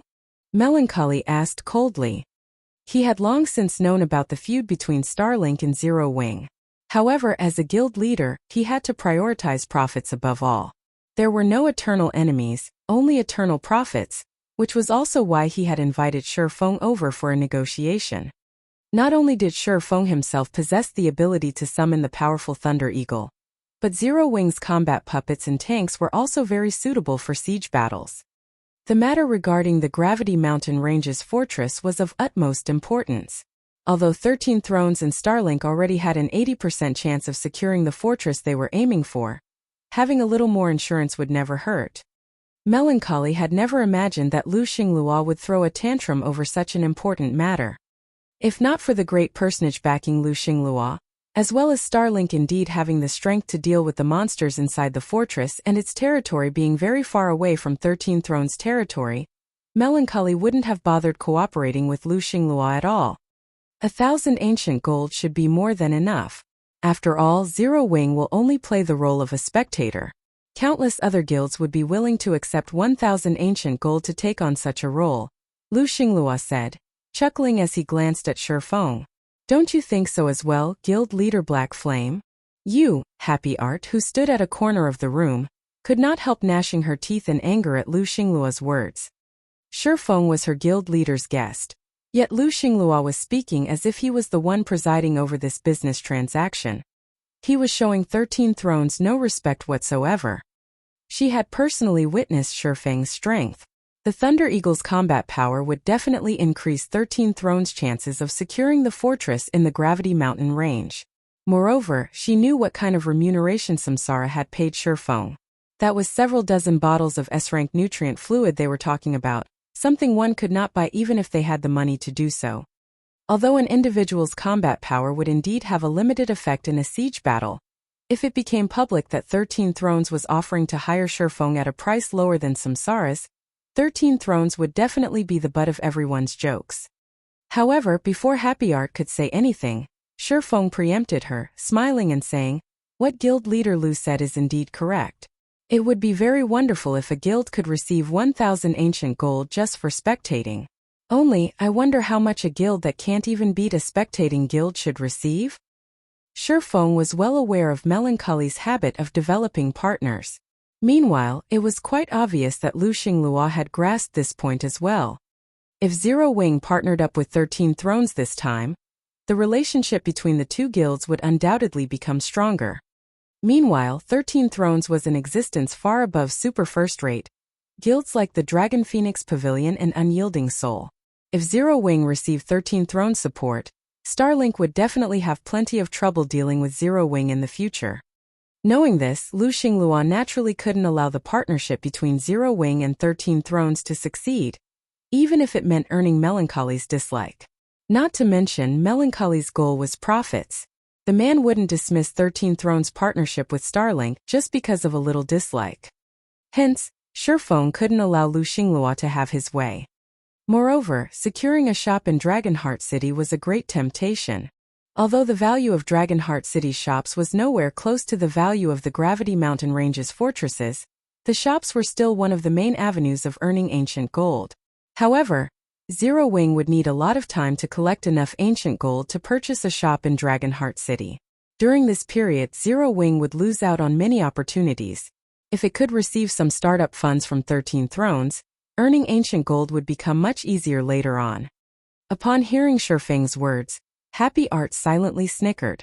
The feud between Starlink and Zero Wing was already common knowledge among the various superpowers. Meanwhile, Starlink had suffered not only failure in its multiple attempts to destroy Zero Wing, but even significant losses. Black Flame. Lu Xingluo burst out in rage at Shifeng's words. Don't think that you're amazing just because you managed to protect your turtle shell. Attacking a fortress requires absolute strength. It is not something that can be accomplished with your little tricks. You think your guild is amazing, right? Why don't we have a true comparison of our guilds? I won't take advantage of your lack of numbers either. We'll each send 10,000 players to fight it out in the Divine Colosseum. If Zero Wing wins, I will no longer doubt Zero Wing's strength and will admit that Zero Wing is qualified to receive that 10,000 ancient gold. If Zero Wing loses, then obediently take your spectator fees. We'll have guild leader Melancholy preside over this match. How about it? Do you dare accept this challenge? Happy Art could not help but curse Lu Xingluo for his shamelessness. Zero Wing had just recently stepped onto the path of becoming a superpower. The quantity and quality of experts Zero Wing possessed were still far from comparable to what an actual superpower like Starlink had. Moreover, at this stage of the game, expert players had long since gotten used to the combat style of God's domain. Everyone's equipment was also continuously improving. Now, it was very difficult for anyone to have an edge in terms of equipment quality. It might be fine if the competition this time was only a 100 versus 100 match. In such a case, Zero Wing would still have a chance of victory. However, in a battle involving 20,000 players, Zero Wing wouldn't even have enough expert players to fill its slots. In contrast, Starlink had a bunch of old monsters and peak experts under its command. It seems he is still too young, Melancholy thought as he turned to look at Shifeng. However, he did not address Lu Xingluo's words. This was because what Lu Xingluo said was indeed true. Being on the defensive side of a siege battle held a completely different meaning to being on the offensive side. It was much easier to defend a fortified location. Generally, the one on the offensive side had to pay a much higher price than the defensive side to achieve victory. Although Zero Wing could indeed repulse Starlink's forces, its actual strength was still far from comparable to Starlink's. In Melancholy's opinion, Shifeng's provocation of Lu Xingluo now was a very unwise move. Otherwise, Lu Xingluo wouldn't have had the opportunity to take advantage of Zero Wing's weakness. As for the matter of partnering up with Zero Wing, it was obviously no longer possible this time. After all, if Melancholy allowed Zero Wing to fight Starlink, 13 Thrones' reputation would only suffer. Nevertheless, after all was said and done, Black Flame was his invited guest. He had no choice but to smooth things over and have Black Flame take a step back in this struggle.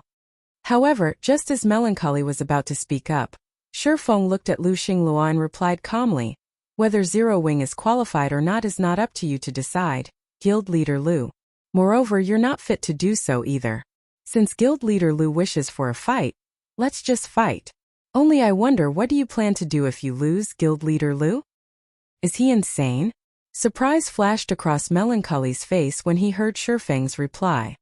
At this point, Starlink's strength was already close to rivaling that of super guilds. Moreover, the guild's background was one that even 13 thrones would not dare to take lightly. Meanwhile, Zero Wing was currently in the limelight of God's domain, and had recruited many talented people from the Dark Knight Empire and various other kingdoms. A defeat at Starlink's hands would wash all of the reputation it had accumulated before down the drain. In the aftermath, the loss of this competition might even bring about Zero Wing's thorough demise. "I'm not fit." Lu Xingluo laughed at Shifeng's reply. "If I lose, I'll give you 10,000 ancient gold. 3 days. Don't say that I didn't give you time to gather your men. In 3 days we'll fight it out in Dark Knight City." "Good. We'll fight in Dark Knight City in 3 days. Shifeng nodded. Following which, Shifeng said his goodbyes to Melancholy before leaving the room. He then returned to Zero Wing's main headquarters in White River City. Before Shifeng had acquired a flying mount, he indeed had not possessed the confidence to fight Starlink in a frontal confrontation. However, the situation was different now that he had a flying mount. With the Thunder Eagle, he could now visit distant locations that he originally couldn't. 3 days was more than enough for Zero Wing's strength to undergo a qualitative transformation.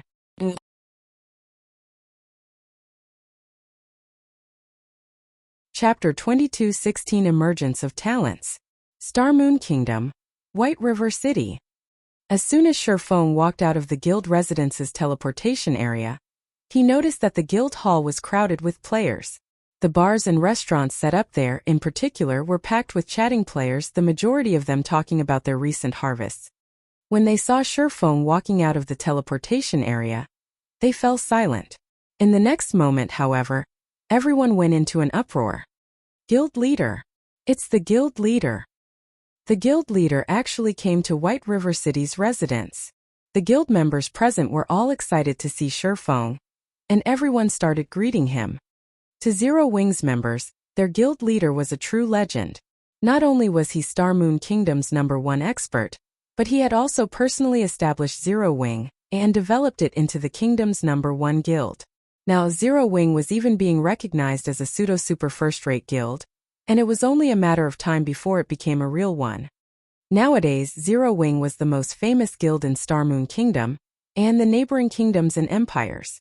If one mentioned Zero Wing's name in the Purple Thorns Kingdom, the Twin Towers Kingdom, and the Black Dragon Empire, the guilds and powers of these countries would react with awe and fear. Moreover, after Zero Wing secured its hold over Stone Forest City, countless experts had started fighting to join Zero Wing. At this point, Zero Wing's expert count had long since surpassed that of first-rate guilds by leaps and bounds. The average level of Zero Wing's expert players was also shooting up, thanks to the bottomless abyss.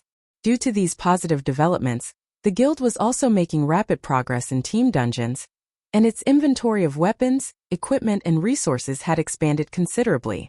Now, Zero Wing was inferior only to the various superpowers. However, compared to the superpowers, the conditions to acquire the weapons and equipment inside Zero Wing's guild warehouse were much looser. Most importantly, the top-tier crystal light set, dark gold set equipment that could be used up to level 80, was exclusive to Zero Wing. "Guild leader, you're back." When Aqua Rose came across Shifeng, she quickly reported, "During the time you were absent, the guild has been developing rapidly. We have recruited many Refinement Realm experts.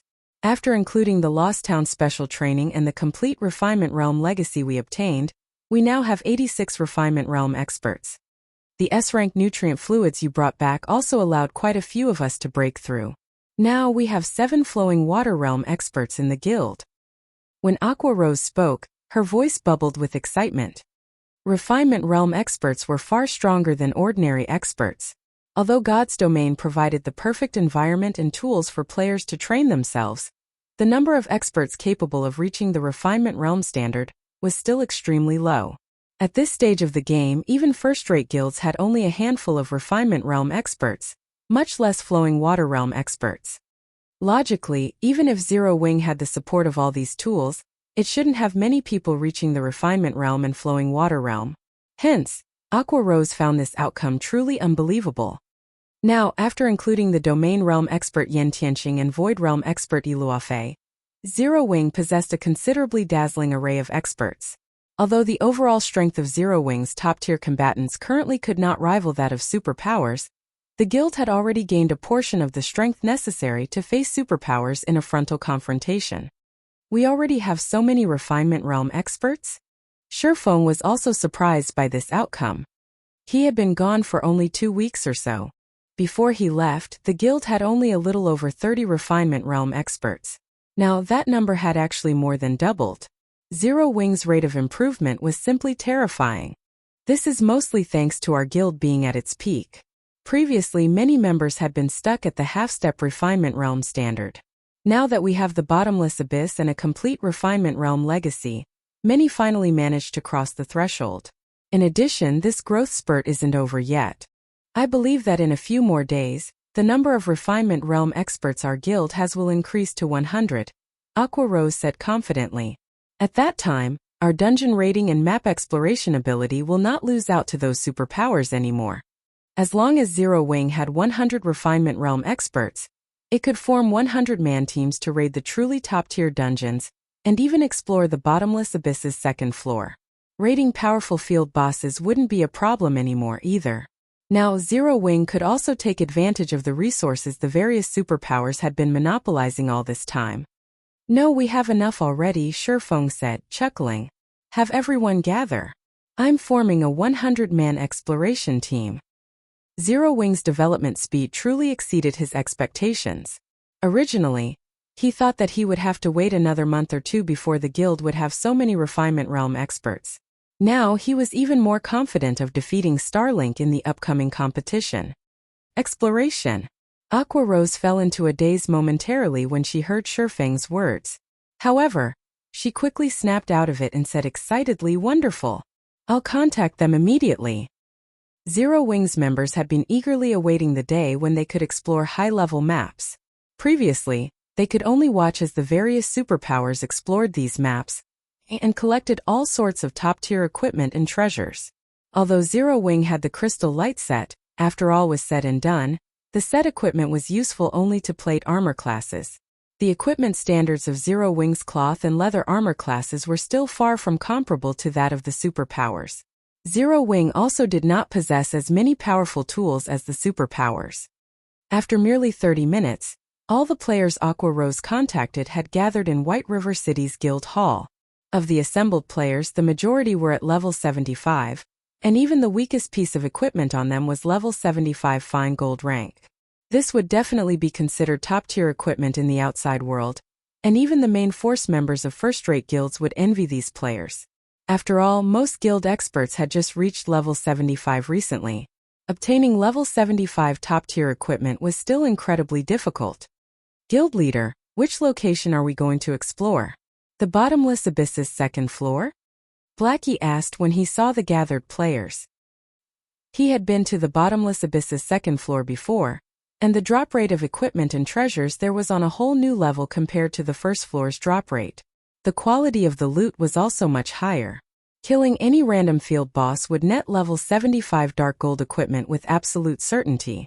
It was even rumored that some superpowers had obtained individual parts of level 75 dark gold set equipment from these field bosses. However, the monsters on the second floor were not only extremely powerful but also endless. Unless players could simultaneously raid a field boss and deal with an endless stream of mobs, survival was almost impossible. Unfortunately, Zero Wing did not have the strength to survive on the second floor right now. At this point, only the various superpowers did. Hence, both Blackie and everyone else present had been looking forward to the day when they, too, could set foot onto the Bottomless Abyss's second floor.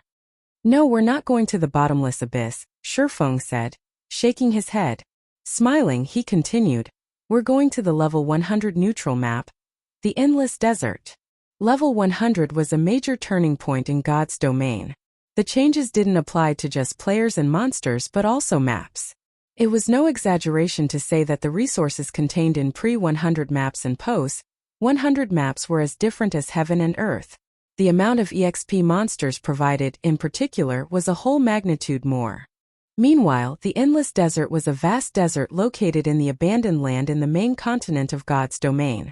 Not only was teleportation impossible in the abandoned land, but this map was also located extremely far from any kingdom or empire. Moreover, as a level 100 map, even level 100 Tier 2 experts would have only a 10% chance of survival when exploring the map, even if players went as a team of 100. The reason for this wasn't just the presence of extremely powerful monsters. It was also the poor environment there. Players below Tier 3 would have a tough time surviving there. If Tier 2 experts tried entering the Endless Desert, death was almost certain, as the monsters there were even more dangerous than the monsters in the bottomless abyss. Of course, this was only true for the Endless Desert's outer area.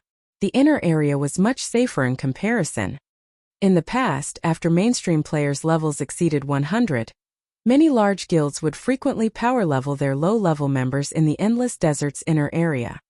To enter the Endless Desert's inner area safely, one had to either be escorted by a powerful team or be familiar with the terrain there. However, even players familiar with the Endless Desert's terrain needed to meet stringent strength requirements. At this stage of the game, aside from Shifeng, nobody else in Zero Wing qualified. Originally, Shifeng had planned to bring the guild's experts there only after they reached level 95, to help them reach level 100 quickly. However, now that he had obtained the Thunder Eagle, ferrying players into the Endless Desert's inner area would be a piece of cake.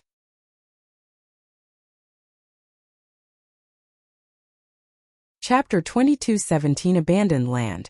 We're going to a level 100 map. Zero Wing's gathered experts were dazed when they heard Shifeng's plan. Current peak experts could only afford to explore level 80 to 85 maps, not because they were incapable of defeating level 90+ monsters, but because it took so much time and effort to do so. Furthermore, level 90+ maps were far more dangerous and required more travel time to reach. Higher-level monsters also had a wider perception range. Level 80 monsters would only notice level 75 players within 100 yards, but level 90 monsters would notice a level 75 player from 200 yards away. This made it much harder to avoid unwanted fights. This was why most experts decided against grinding in high-level maps right now. They wanted to, but the endeavor was too dangerous and not worth the effort. Most players didn't even harbor the thought of grinding in level 100 maps.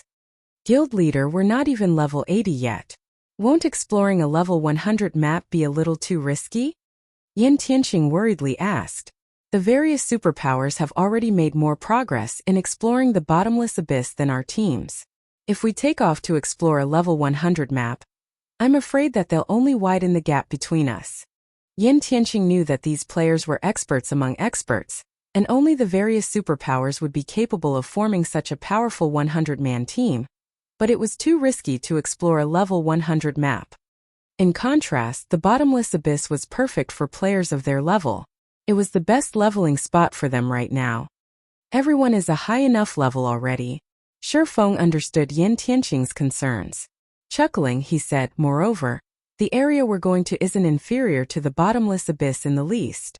Normally, the bottomless abyss was the best leveling spot available for players at this stage of the game, but when one considered level 100 maps, that wasn't the case.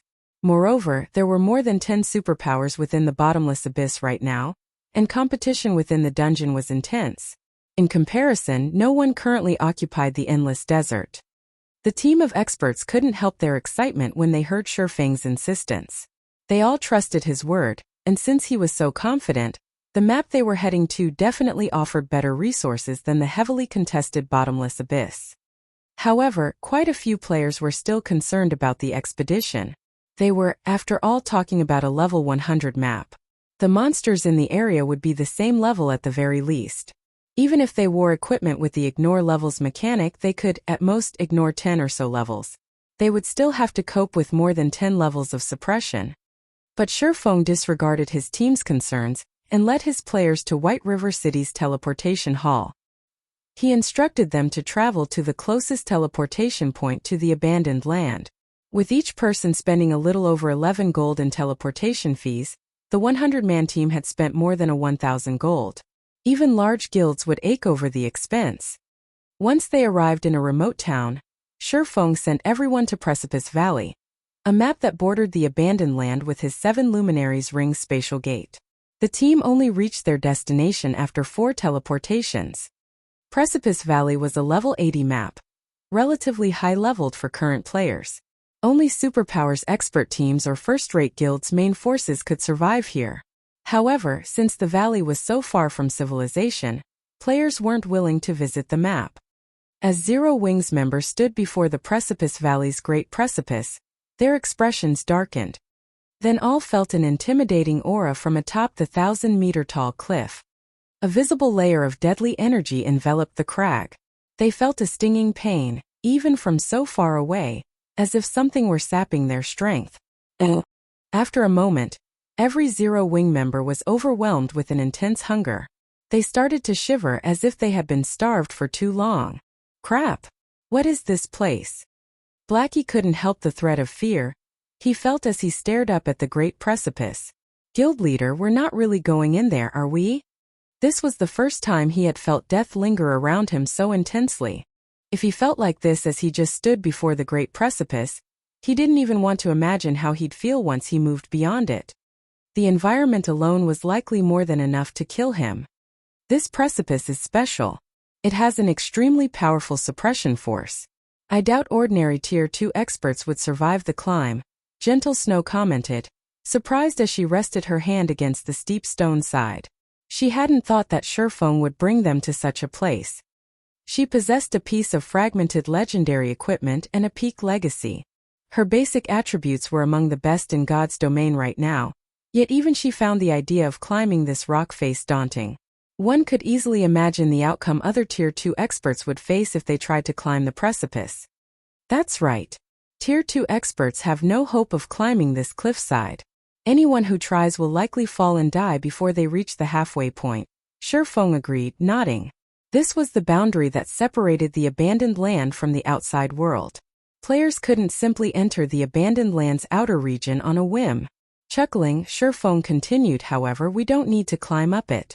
I can just take you over. After saying so, Shifeng summoned the Thunder Eagle. When the Thunder Eagle, which was as large as a medium-sized passenger plane, appeared, Blackie and the others' eyes nearly fell from their sockets. Guild leader. Isn't that a flying mount? Blackie stuttered. The appearance of a flying mount on Frosthell Island had caused a commotion throughout God's domain. Naturally, Zero Wing had paid very close attention to the matter. However, since it had only appeared once on the island, Zero Wing had no way of investigating the situation. The Thunder Eagle that hovered before them, however, looked exactly like the one on Frosthell Island. Although Blackie had been 99% sure that Shifeng was responsible for causing the commotion, he hadn't wanted to jump to conclusions. After all, that was a flying mount they were talking about. Everyone in God's domain was going crazy over the discovery. Not only could players soar through the sky with a flying mount, but they could also visit far more maps across the God's domain continent. The rest of the team eagerly stared at their guild leader as well. They wanted to hear the truth from Shifeng's lips. This Thunder Eagle is indeed a flying mount. Seeing the madness in his players' eyes, Shifeng couldn't help but nod and laugh.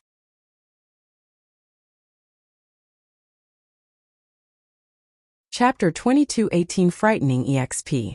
When Shifeng confirmed his team's suspicion, they gasped as their faces lit up with joy. Guild leader, you're so amazing. You actually own the flying mount that has caused such a commotion throughout God's domain.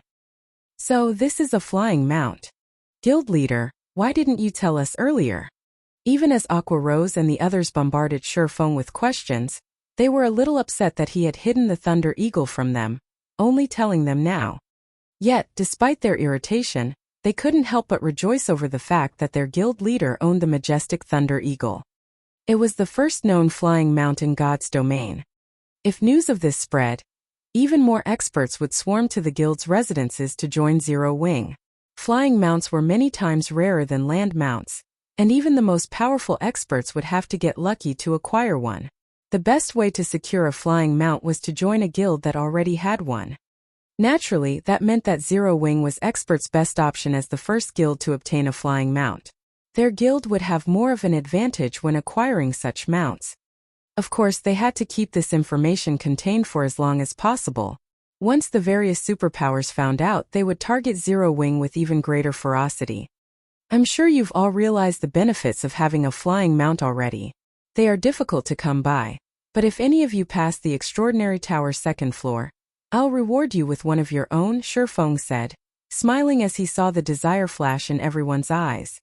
Quite a few of Zero Wing's Refinement Realm experts had already reached the Truth Realm. Unfortunately, they might be considered peak experts in a first-rate guild, but they would still be trivial in a superpower. However, it would be a different story if they reached the Ascension Realm. Once players reached the Ascension Realm, they could effortlessly execute a basic combat technique with every action. Executing advanced combat techniques would also become a lot easier. Moreover, even if one were only in the Refinement Realm, they'd have a high chance of mastering a bronze combat technique once they had entered the Ascension Realm. If a Flowing Water Realm expert entered the Ascension Realm, they'd be able to contend with peak experts with the same basic attributes as long as they had mastered a bronze combat technique. Are you serious, guild leader? Fire Dance breathlessly asked. Shifeng's declaration even moved Aqua Rose and Gentle Snow. Based on what they had learned thus far about flying mounts, they knew how rare they were. The fact that Shifeng had obtained one was a miracle. Obtaining a second one would likely be impossible. Of course, when have I ever lied to you? Shifeng asked, chuckling at his players' incredulous looks. Flying mounts were incomparably valuable and even rarer than epic items, but he had already spent more than a decade in God's domain. Although he couldn't easily acquire extraordinary flying mounts, he could obtain a common flying mount. In fact, he had originally planned to obtain a common flying mount once he had reached level 100, but now that he had the Thunder Eagle, it would be a lot easier to obtain that common flying mount. Shifeng's confident tone only motivated his team even more to clear the Extraordinary Tower's second floor. Fire Dance and Violet Cloud were especially inspired, since they had already cleared the first floor, and had made significant progress on the second floor. They were only a few short steps away from the Ascension Realm. After the conversation, Shifeng flew the first group of players into the abandoned land. As they crossed the border, they felt a chill wrap around them. Everyone, aside from Shifeng, who had an extraordinary physique, felt an intense hunger overtake them, including Gentle Snow. They could feel energy leave their bodies, and if they didn't replenish it, they would likely die after 5 or 6 hours. Fortunately, the Thunder Eagle was extremely fast. Although the mount shared the sky with flying monsters, as an extraordinary flying mount, the Thunder Eagle's speed was leaps and bounds higher than the level 100+ flying monsters. It easily shook off any monsters it aggroed. After nearly 2 hours, the first group finally arrived at the Endless Desert's inner region. The sand in the inner region was silvery white, and once they entered the area, the first group's hunger eased. Now advanced food and beverages was enough to restore their lost life energy. However, when Aqua Rose saw the monsters on the ground, her expression darkened. Skeleton Spirit Undead, Lord. Level 101. HP 70,000/70, 000 Skeleton General, Undead, Great Lord, Level 102. HP 180,000, 000/180,000.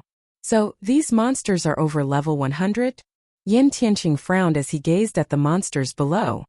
A Lord rank skeleton spirit already had more HP than a level 80 Great Lord, and its aura even felt deadly to a domain realm expert like him. Meanwhile, there were thousands of skeleton spirits roaming the desert below. If they hadn't been flying, they'd already be dead. The skeleton generals in runic silver armor were even more powerful. Yin Tianqing's instincts screamed at him to run when he sensed their auras. That's a good spot. We'll grind there, Shifeng said as he pointed to a nearby sandstone pillar. The sandstone pillar was even larger than a 7-story house, with enough room at its peak to fit 100 players. Fortunately, there weren't a lot of monsters near the pillar, so they didn't have to worry about accidentally aggroing too many. Shifeng soon landed the Thunder Eagle on the gravel pillar. But when his teammates saw the number of skeleton spirits around them, they were at a loss for words. To defeat a random skeleton spirit, they'd likely need to work as a full 20-man team going all out. These skeleton spirits moved in groups of 10 or more, however. How were they supposed to kill these monsters? While the group was at their wits' end, Shifeng retrieved the Bible of Darkness and summoned a Tier 3 demon. Shifeng wouldn't have dared to grind here before reaching level 85. After all, the Bible of Darkness could only summon a demon that was 15 levels higher than he was, and the difference between level 99 and 100 was massive. He would only be asking for a beating if he had tried to send a level 99, Tier 3 demon against a group of level 100 plus lords. However, now that he had already reached level 85, the Tier 3 demons he summoned would be level 100. Although a level 100 Tier 3 demon would have a tough time against a dozen or so level 101 lords, it could manage it with sufficient healing. With the Tier 3 demon serving as the MT, the rest of the team could attack with everything they had, and they wouldn't have to worry about splash damage as long as they remained on top of the sandstone pillar. Once they saw the Tier 3 demon, the team realized what Shifeng intended even without further explanation. As soon as the demon lured in a group of skeleton spirits and solidified its hold on the monster's aggro, the team bombarded the skeletons. Violet Cloud and the other healers focused on maintaining the demon's HP in the meantime. Since the team members were underleveled, their attacks barely dealt minus 10,000 damage. Even when they focused on one skeleton spirit, they couldn't deal enough damage to overcome the monster's battle recovery. Fortunately, the Tier 3 demon was quite powerful, and it was only a matter of time before they killed these skeleton spirits. Seeing that his players could handle the situation, Shifeng returned to Precipice Valley atop his Thunder Eagle. The level 100 plus monsters granted an abundance of EXP when they fell, even more than level 99 Great Lords. Including the bonus EXP everyone received from killing a monster of a higher level, Gentle Snow and the others had leveled up more than once by the time Shifeng returned with the second group. Their leveling speed stupefied Shadow Sword and the others, who were part of the second batch of players Shifeng ferried. Before entering the Endless Desert, Gentle Snow and her comrades had been level 77. The amount of EXP they needed to level up was horrific, yet after only a few hours they were very close to level 79.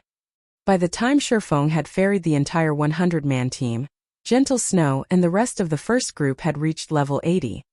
Moreover, the team's grinding speed increased as Shifeng continued to summon more level 100, Tier 3 demons when the Bible of Darkness's Summon Demon skill finished its cooldown. The team's leveling speed didn't slow in the slightest, even after splitting the EXP between more players. Once Shifeng had summoned 3 Tier 3 demons, he began to challenge the Great Lord ranked skeleton generals. Even in level 100 maps, Great Lords were relatively rare. They could be considered mini-bosses in level 100 maps, and even Tier 3 experts would have to flee from a one-on-one battle with such a monster. However, by combining the strength of 3 Tier 3 demons, in addition to the effects of Demon Ruler, Shifeng was able to stand against a level 100 Great Lord. Unfortunately, Aqua Rose and the others could only watch from the sidelines. With the exception of Cola, one of the skeleton general's AoE skills would instant-kill any of these team members. Die! Shifeng activated Divine Providence and landed the final blow on the skeleton general, obliterating the Great Lord's last strand of HP. As a result, many of these Zero-Wing experts leveled up, and Shifeng rose to level 86. Meanwhile, the skeleton general dropped about a dozen or so items. Every item radiated a dazzling glow. It was obvious that these items were all extraordinary. Meanwhile, lying among these items was a broken blade, surrounded by a faint bloody mist. The blade steadily devoured any life energy around it, looking the most conspicuous among the loot. A blood-smelting fragment. Shifeng was surprised to see the broken blade.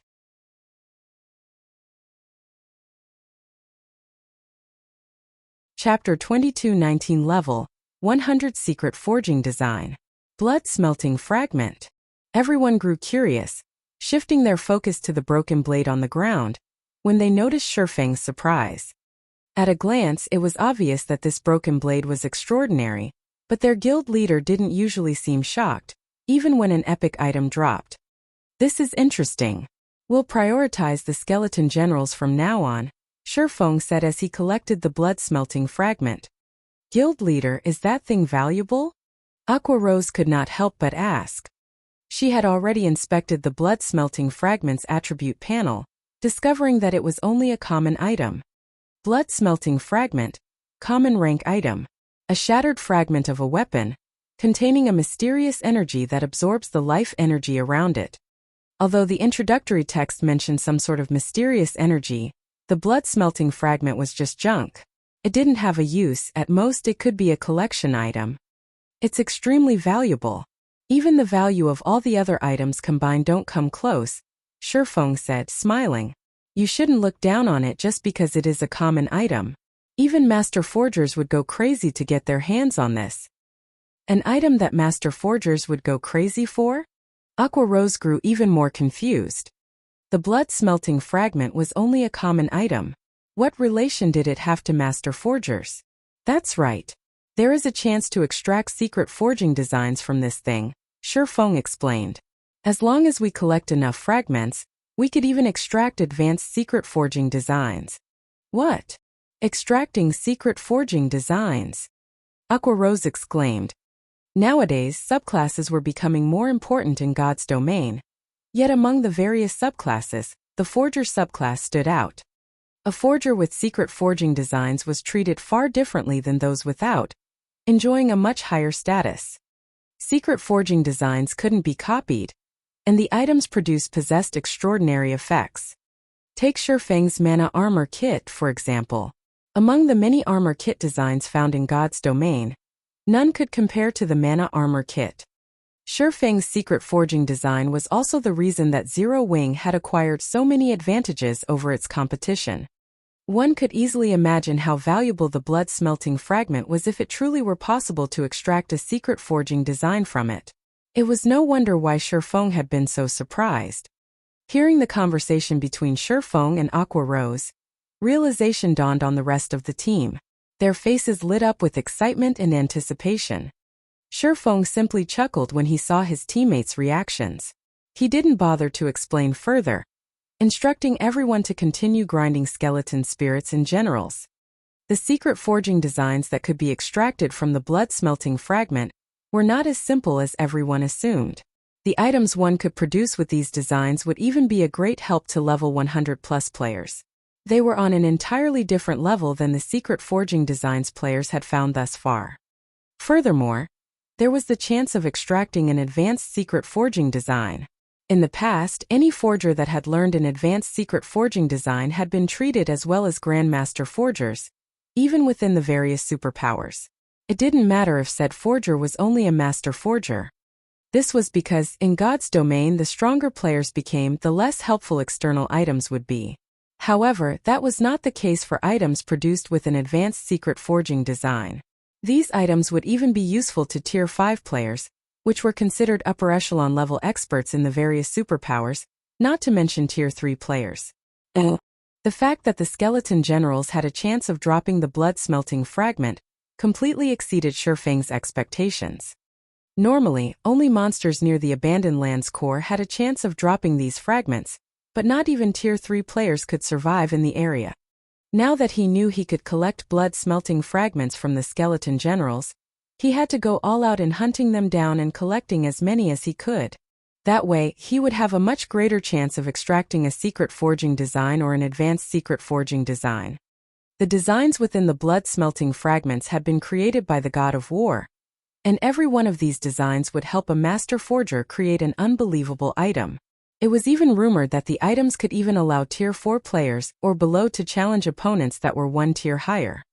Normally, players could only gain such power through legendary items, but the items produced with the God of War's top 3 designs would be similarly effective. Even if these effects were limited to Tier 4 players or below, they were still astonishing. If a first-rate guild had one of these designs, it could instantly rise as a superpower and overlord in God's domain.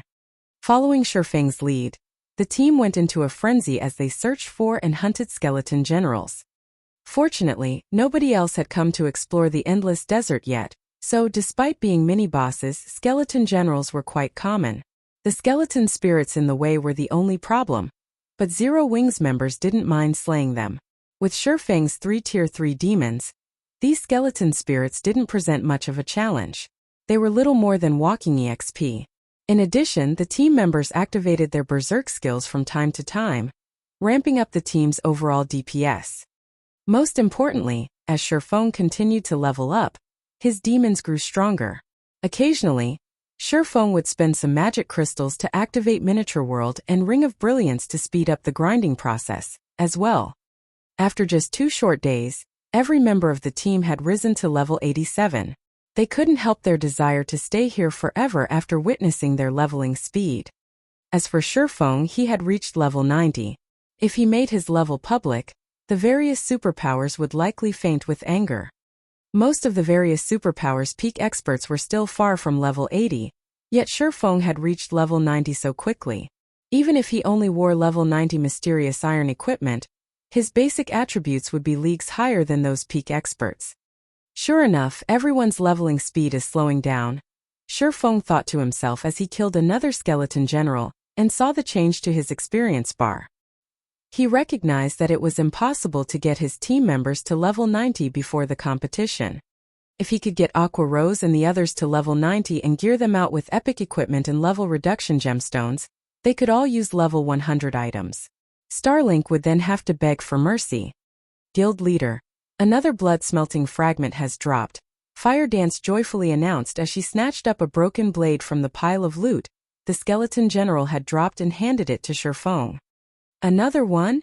Shifeng could not help his grin as he looked at the broken blade, enveloped in a bloody mist.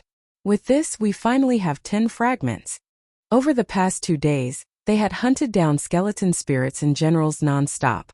They hadn't even logged out to rest. As a result, not only had they gained a lot of levels, but they had also acquired a lot of blood-smelting fragments. The reason Shifeng had pushed his team so hard was to increase their chances of extracting a secret forging design, which they could only do by obtaining more fragments. According to the various superpowers experimentation, one would have a 20% chance of extracting a secret forging design from 5 blood-smelting fragments. By attempting the extraction from 10 fragments, they'd increase their chances to 30%.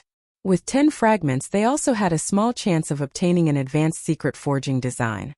Although it was possible to increase the extraction success rate by using more blood-smelting fragments, Shifeng didn't have much hope of collecting 15 or 20 fragments.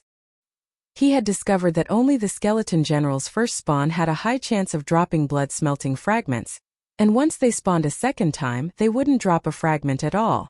Unfortunately, there were only so many skeleton generals in the endless desert, and it was simply impossible to collect 15 or 20 fragments.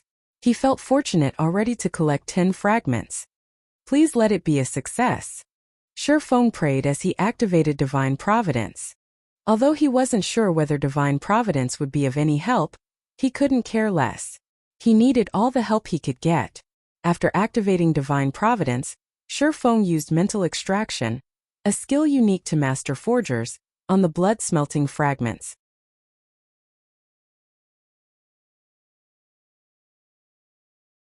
Chapter 22 2028 Blood Refining Designsl.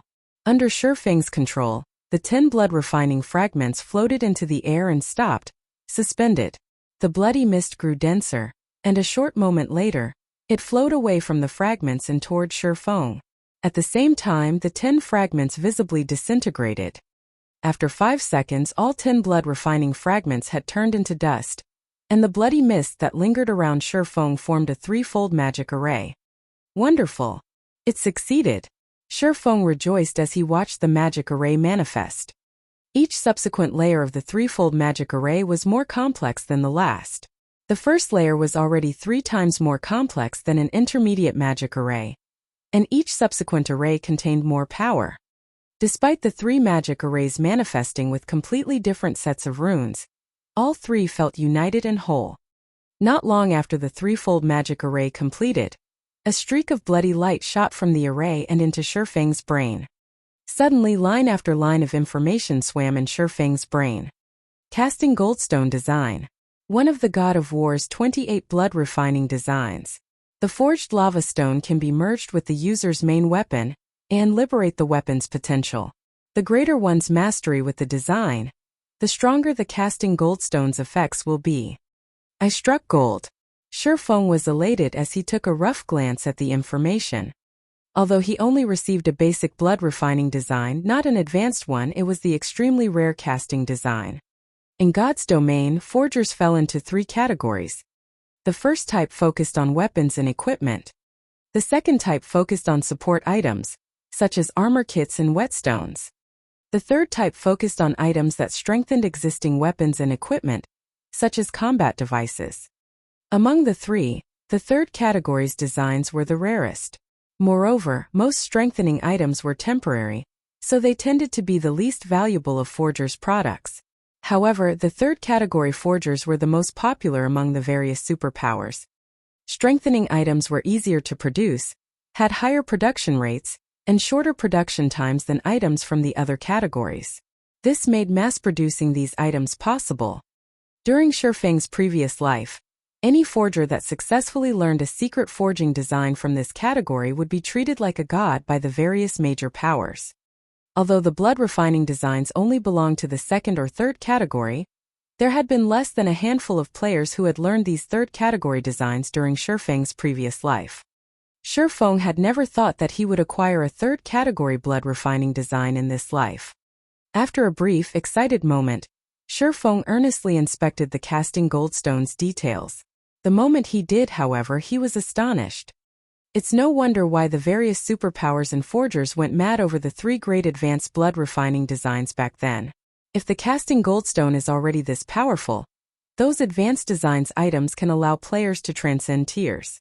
Shifeng was inwardly shocked as he read about the casting goldstone's effects.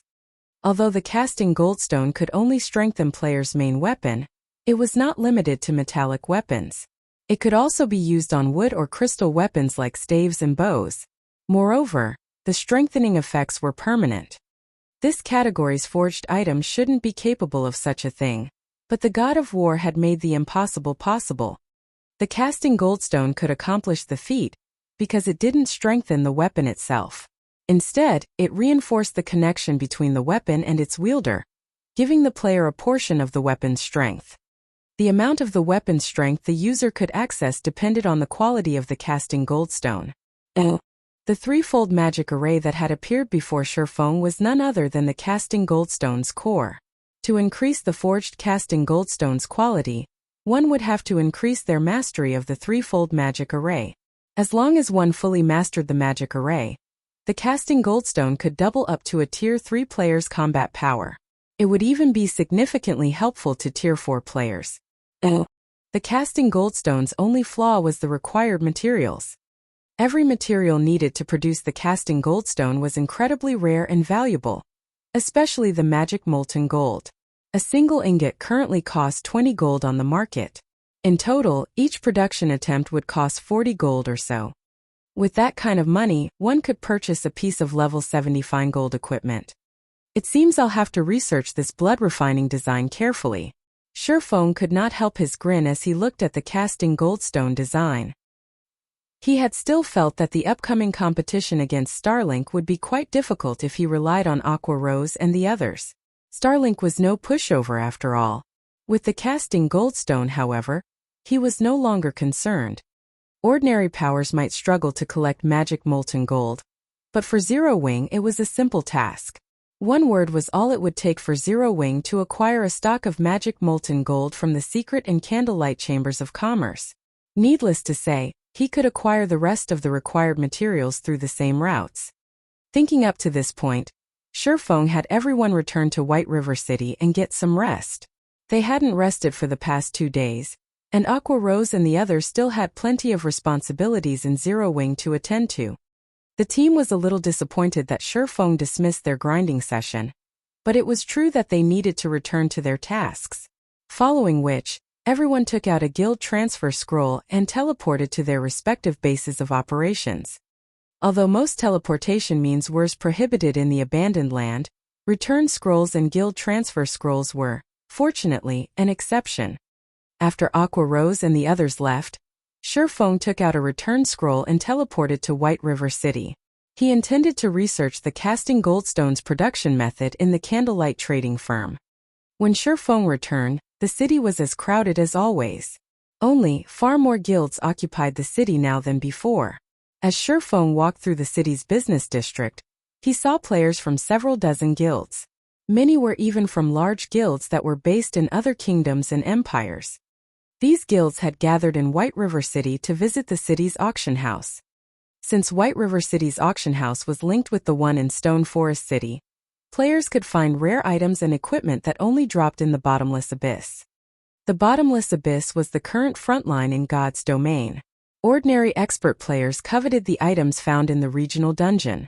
Naturally, the various large guilds members couldn't miss this opportunity. Traveling to the Bottomless Abyss was a particularly challenging endeavor for players from outside of the Dark Knight Empire, and entering the regional dungeon wasn't easy, either. At this point, a team shouldn't even dream of entering the dungeon without 5 ordinary experts. Because of this, White River City had become a hub for the players in the kingdoms and empires neighboring Star Moon Kingdom. This situation instantly transformed White River City into a super large-scale NPC city, with a player population of nearly 20 million. Players from the various large guilds ran to White River City's auction house to purchase items. In addition, Zero Wing hosted and monitored daily bartering sessions for rare items in White River City's auction house, which further enticed the various guilds and expert players. The easiest currency players could earn in God's domain was coins. Powerful players no longer needed coins so desperately. Instead, they needed rare materials and top-tier equipment. However, most people selling these items were generally unwilling to accept coins as payment, seeking items of equal value. Meanwhile, Zero Wing's bartering sessions had made White River City a hub for rare materials and top-tier equipment. White River City even began to show signs of becoming the main trade hub for Star Moon Kingdom and its several neighboring kingdoms. Just as Shifeng had almost reached the candlelight trading firm, the crisp sound of the system reached his ears. System: White River City Auction House has met the conditions to unlock its advanced features. Do you wish to enable the advanced features?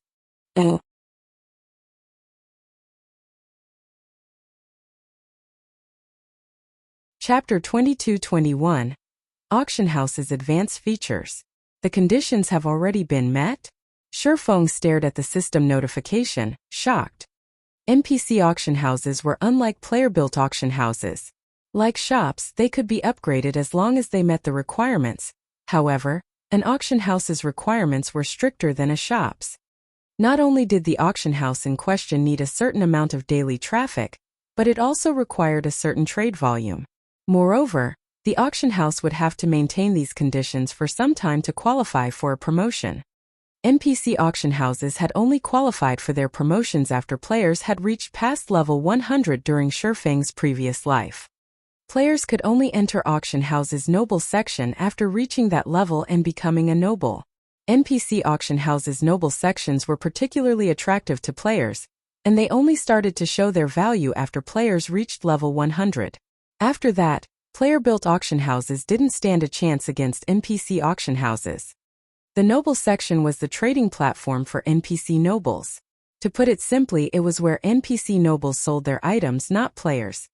NPC nobles owned extraordinary items, which were far more valuable than NPC wandering merchants' goods. Sometimes these NPC nobles even sold epic items. The quantity and quality of the items in the noble section depended on how prosperous the NPC city was. The more prosperous a city was, the higher the quantity and quality would be. This was also why the various major powers had done everything they could to develop the NPC cities they had been based in during Shifeng's previous life, especially the various superpowers. If the NPC cities under their rule were prosperous, they could earn more profit from the city's auction houses. These noble sections had also become a source for top-tier equipment and super rare items for ordinary players.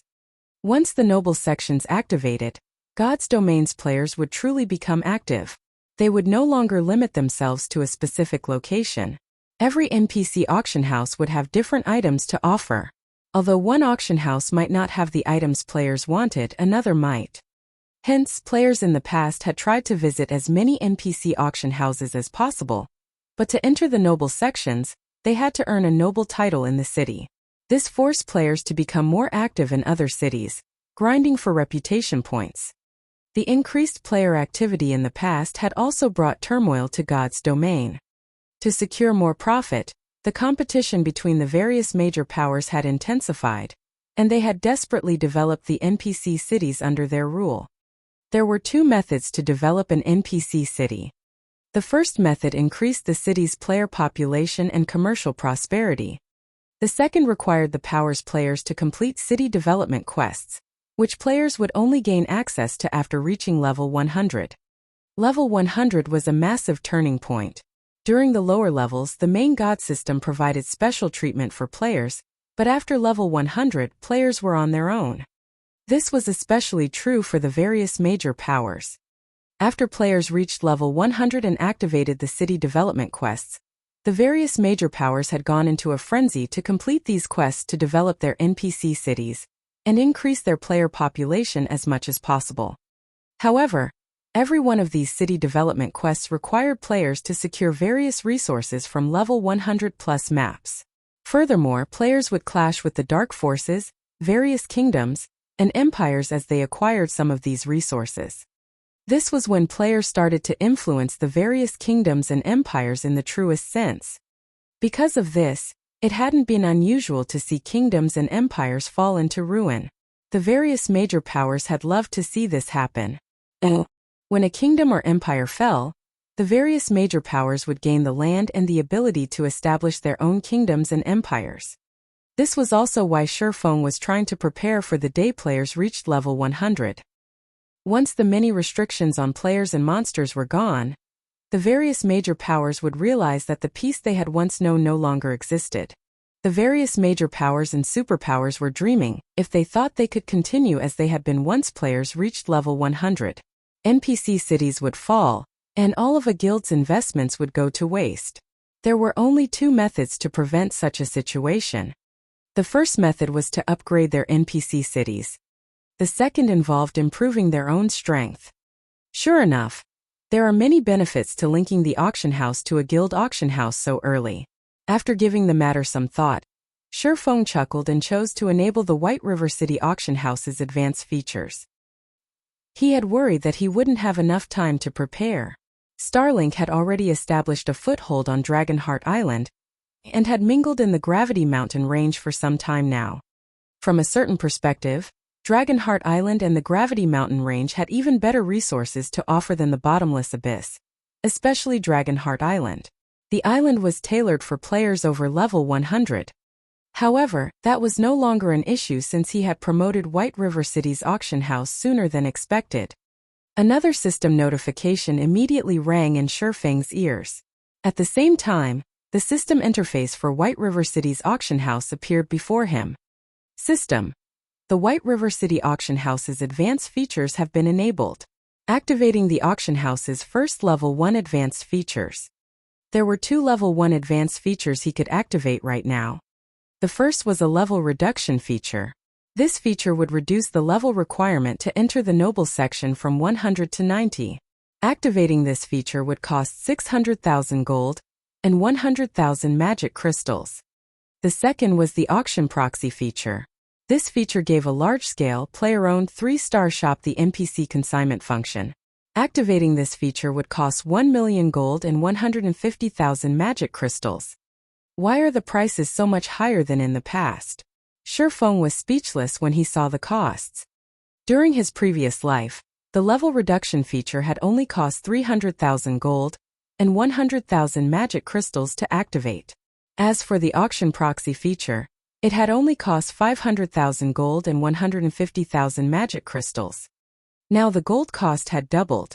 Even superpowers would be startled to see these prices. Although Zero Wing had considerably improved its profit margins, accumulating 1 million gold would still take some time. There were many aspects of its guild cities that required funding, and Zero Wing's member count was rapidly increasing. At this point, Zero Wing only had around 200,000 gold in savings. Fortunately, the magic crystal cost would not be a problem since the guild had close to 300,000 magic crystals saved up.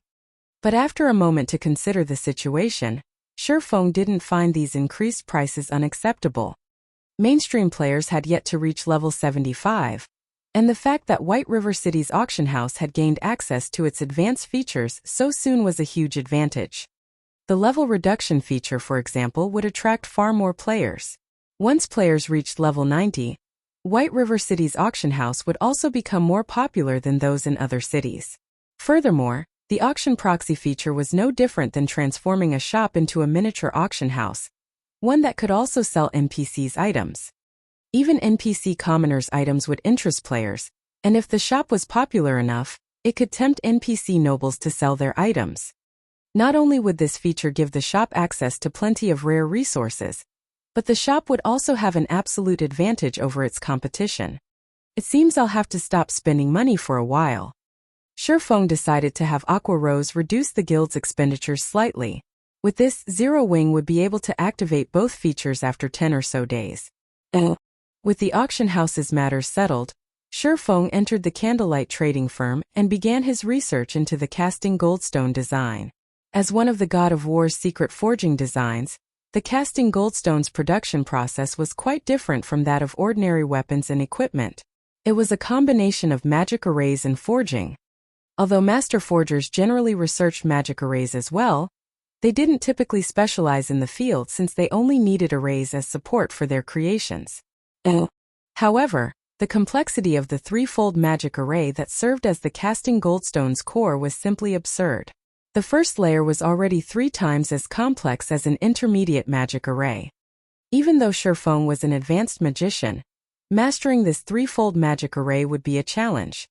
Once he reached the quiet meditation room, Shifeng carefully studied the threefold magic array. Time quickly passed. The more Shifeng studied the magic array, the more shocked he became. He had never dreamed that magic arrays could be used in such a way. The casting goldstone's 3 magic arrays were unlike the average magic array. The God of War had faintly touched on the realms of truth's principles to link and use these arrays, practically using them to their fullest potential. In the end, Shifeng had spent over an hour to master the first layer. However, when he turned his attention to the second magic array, he realized that it would be significantly more challenging to master. The second layer was at least 3 times more complex than the average advanced magic array. In fact, it was nearly as complex as a master magic array. If he allowed another advanced magician to tackle this task, they'd likely fail to make any progress. Fortunately for Shifeng, his brain function had increased after he had drunk the life potion, so he could process information far faster than before. In addition, Shifeng had already reached the Ascension realm. With these factors, he was just barely able to learn the second layer of the magic array. Success! Shifeng was ecstatic when he finally formed the threefold magic array's second layer. Following which, Shifeng began to forge the first casting goldstone. He wasn't currently concerned with studying the magic array's third layer until he became a master magician. Until then, completing the task would be impossible. So he gave up on the third layer, content with relying on a 2-fold magic array to produce the casting goldstones. Although the production process was troublesome, Shifeng had dealt with the most challenging aspect and could complete the rest with relative ease. In less than 5 minutes, he looked down at the shining goldstone in his hand. As the casting goldstone took form, it absorbed mana from its surroundings and decreased the room's mana density. I wonder what the effects look like. Once it was complete, Shifeng unsheathed Killing Ray and merged it with the casting goldstone.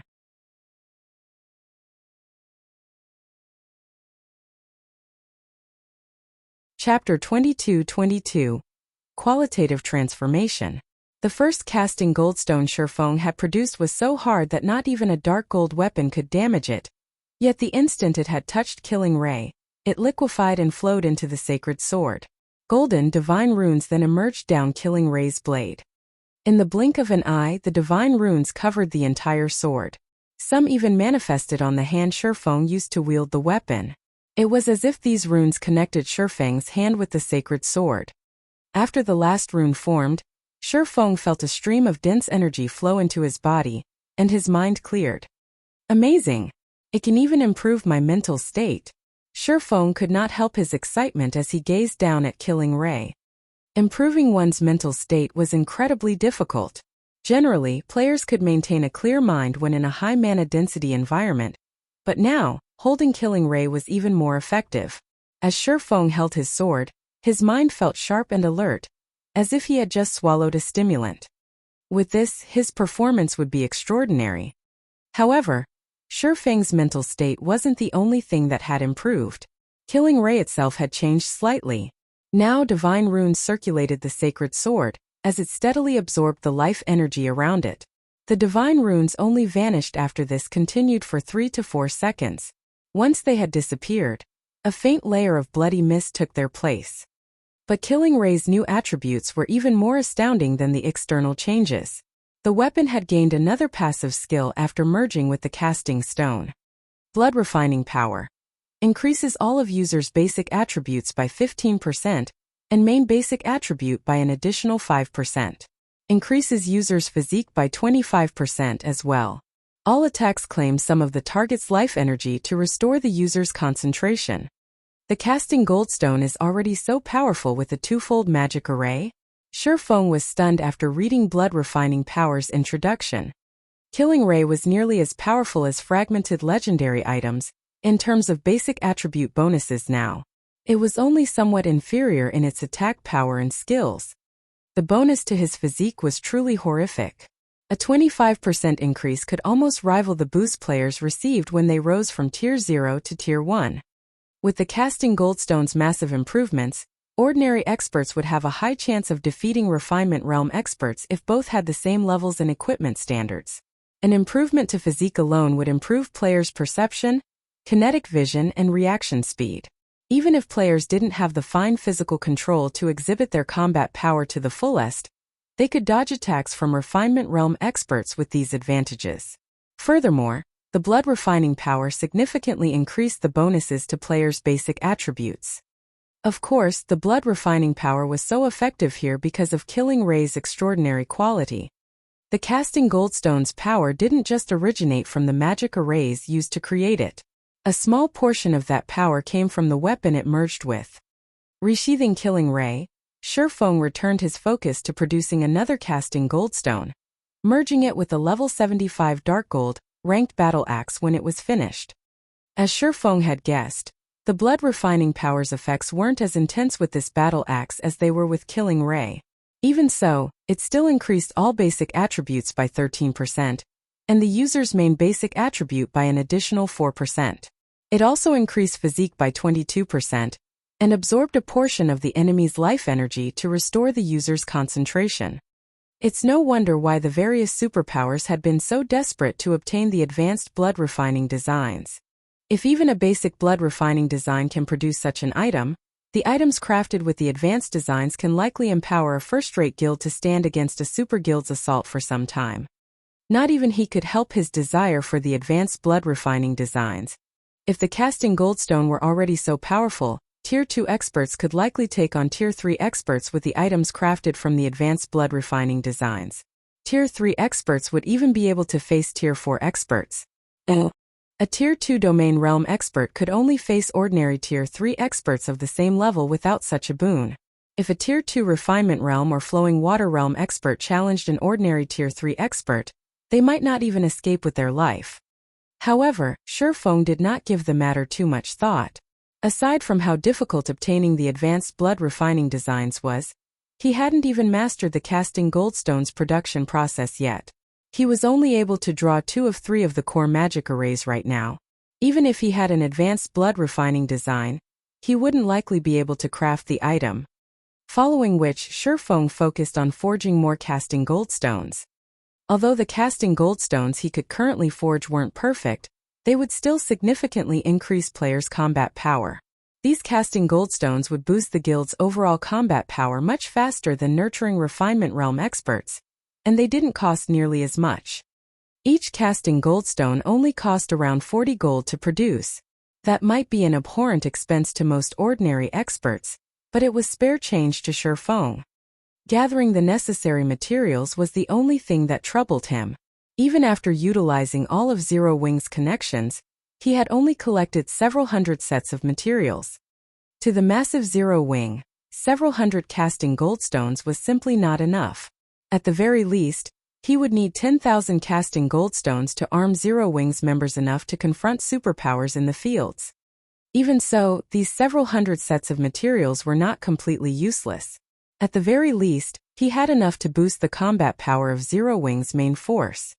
As one casting goldstone after another took form, Shifeng's production speed increased. Since he hadn't yet been familiar with drawing the magic arrays and worried that he'd fail the production process, he had been very careful when he had started. However, after merging Killing Ray and the first casting goldstone, the boost to his mental state made it easier to draw the magic arrays. After more than 20 hours of continuous work, Shifeng had gone through 326 sets of materials. Although he had occasionally failed the process in excluding the first 2 goldstones, he had forged 300 casting goldstones. As Shifeng was about to begin the next forging process, he received a call request. It was Unyielding Heart, and Shifeng immediately accepted the call. "Brother Heart, how are you free to give me a call?" Shifeng asked while forging a casting goldstone. "I've heard that you've been grinding restlessly in the bottomless abyss's first floor." Once Unyielding Soul had garrisoned in Stone Forest City, the guild had turned its focus to the bottomless abyss. Both of its vice guild leaders had devoted themselves to exploring the regional dungeon, barely leaving the first floor since they had entered. "Brother Black Flame, how do you have time for jokes?" Anxiously, Unyielding Heart asked, "Is it true that you've agreed to fight Starlink in Dark Knight City?" "Oh, so you've heard about it?" Shifeng said, nodding. "Every player in the Dark Knight Empire knows by now," Unyielding Heart stated, flabbergasted by Shifeng's lackluster reaction. "Starlink recently and quite loudly announced the situation to the public. Every player in the Empire is talking about this. How could you agree to such a match?" Since Zero Wing had secured its hold on Stone Forest City, its fame in the Dark Knight Empire had become unmatched. As a result, the guild had finally established a foothold in the Empire, and Starlink couldn't do anything about it. Yet Starlink had found an opportunity. A 10-0-0-0 versus 10-0-0-0 fight might seem like a fair match, but in reality, Zero Wing had an overwhelming disadvantage. Starlink had been in the Dark Knight Empire for a long time already, and had recruited many talented experts within the Empire. It had more than enough high-quality experts to fill the 10,000 slots. On the other hand, Zero Wing had just established itself in the Empire and recruited a small number of powerful experts. How was it supposed to compete with Starlink? If Zero Wing lost this fight, its hard-earned reputation in the Empire would crumble. Everyone would think of the guild as a one-trick pony. Zero Wing had only established a foothold in the Dark Knight Empire because the various major powers and powerful experts saw the guild's potential to resist Starlink. Thus, many of these powers and experts had formed secret alliances with Zero Wing to band together against the larger superpower. Although Starlink had many experts under its command, its territory was too vast. It had barely been able to manage its territory, and now that the various major powers were working against the guild, Starlink was struggling even more to do so. As a result, it had no choice but to dispatch more manpower to these areas, preventing the guild from concentrating its forces. However, once the various major powers saw that Zero Wing couldn't withstand Starlink's assault, they'd abandon the guild and ally with Starlink. Some might even move against Zero Wing to curry favor with Starlink. If that happened, Zero Wing would be doomed. Shifeng could only offer a bitter smile as a reply to Unyielding Heart's concern and confusion. The situation regarding the fortress in the Gravity Mountain range was confidential, so he couldn't say anything about it. Unyielding Heart could not help but sigh. He then said, "I have a group of hidden experts under my command. Although there are only a little over 1,000 of them, they should be helpful to Zero Wing. I also have some weapons and equipment that we obtained from the bottomless abyss. If your main force members use them, their combat power should increase quite a bit." "Thank you, but let's not do that. If my guild suddenly gains an extra 1,000 or so experts, Starlink will grow suspicious. It will look into the matter, and news will spread that Zero Wing requested external aid. In addition, it will expose Unyielding Soul's strength," Shifeng said, shaking his head. Chuckling, he continued, "Starlink might have an advantage in this match, but Zero Wing's no pushover." "Alright then. If you need any help, feel free to ask," Unyielding Heart said, sighing. A L000 versus L000 fight might not have been an issue. With a few peak experts and apex experts, one could easily turn the tide of battle. However, a 10-0-0-0 versus 10-0-0-0 match was a different story. It was very difficult for a handful of players to change such a large-scale battle's outcome. Furthermore, Starlink was a powerhouse. Not even some of the weaker super guilds would be guaranteed to win a 10-0-0-0 versus 10-0-0-0 battle against Starlink. After Shifeng exchanged a few more words with Unyielding Heart, he disconnected the call. He then contacted Aqua Rose and had her send the main force members and some core members to the Candlelight trading firm. Once they arrived, Shifeng distributed the 300 casting goldstones he had made. When she used her own casting goldstone, Aqua Rose was stunned by how powerful its effects were. She had never expected to find such an amazing item in God's domain. The casting goldstone would even be useful to flowing water realm experts like herself, not to mention refinement realm experts. Later, Shifeng instructed Aqua Rose to gather the top 10,000 experts in the guild and recall them to White River City's guild residence. Zero Wing's White River City residence was quite lively for a while as experts from across the guild's territories gathered. It was truly an impressive sight. The lowest leveled of these experts had already reached level 77, while most of them were already level 78. These experts were a cut above mainstream experts, who had only reached level 75. Everyone's here, guild leader. We can depart at any time, Aqua Rose reported, smiling at Shifeng, who stood before the gathered experts. Good. Let's set off. Glancing over the crowd before him, Shifeng nodded approvingly and led his players out of the residence. The group then boldly marched toward White River City's teleportation hall.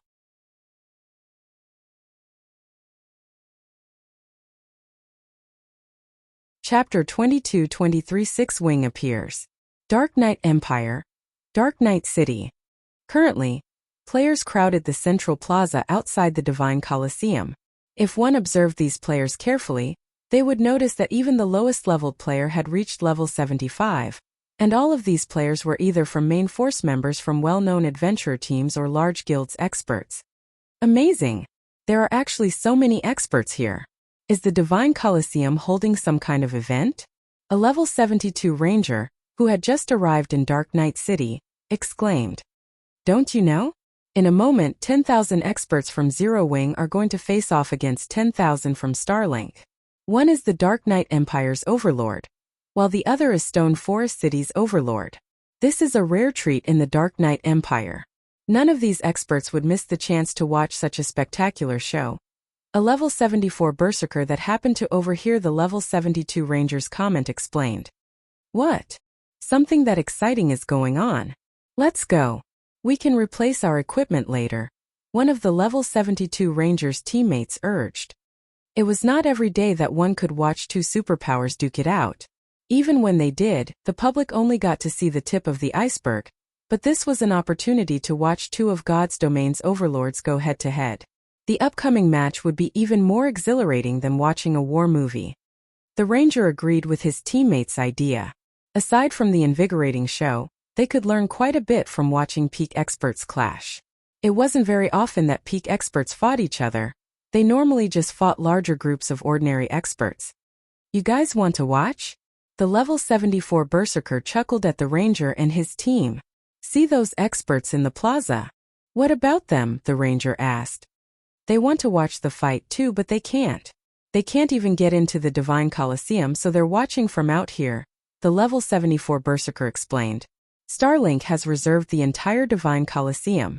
Anyone who wants to watch the fight directly will have to prove their ability to clear the Trial Tower's 6th floor or pay 100 gold. The ranger and his teammates gasped. That's fraudulent. Don't they want players to watch the battle? The ranger objected. Players who could reach the middle stage of the Trial Tower's 5th floor were already considered experts, and those that could reach the 6th floor were some of the best. Not even ordinary guilds had many of these experts.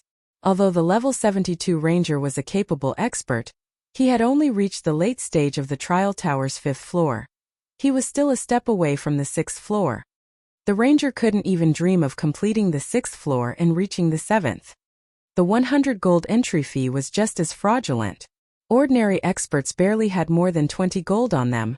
Most of their money went into repair and teleportation fees. They also had to replace old equipment on occasion. For experts like this Ranger, it would be a luxury to have an extra 100 gold lying around. The Ranger finally realized why so many players were standing in the plaza, rather than in the Divine Colosseum itself. However, a moment after the Ranger fell silent, a 30-man team approached the Divine Colosseum's entrance. None of this team's members wore a guild emblem, proving that they were independent players. When the crowd noticed them, they opened a path for these players. The 30-man team passed through the crowd, disappearing through the Divine Colosseum's entrance. "Who are they?" the Ranger asked with wide eyes.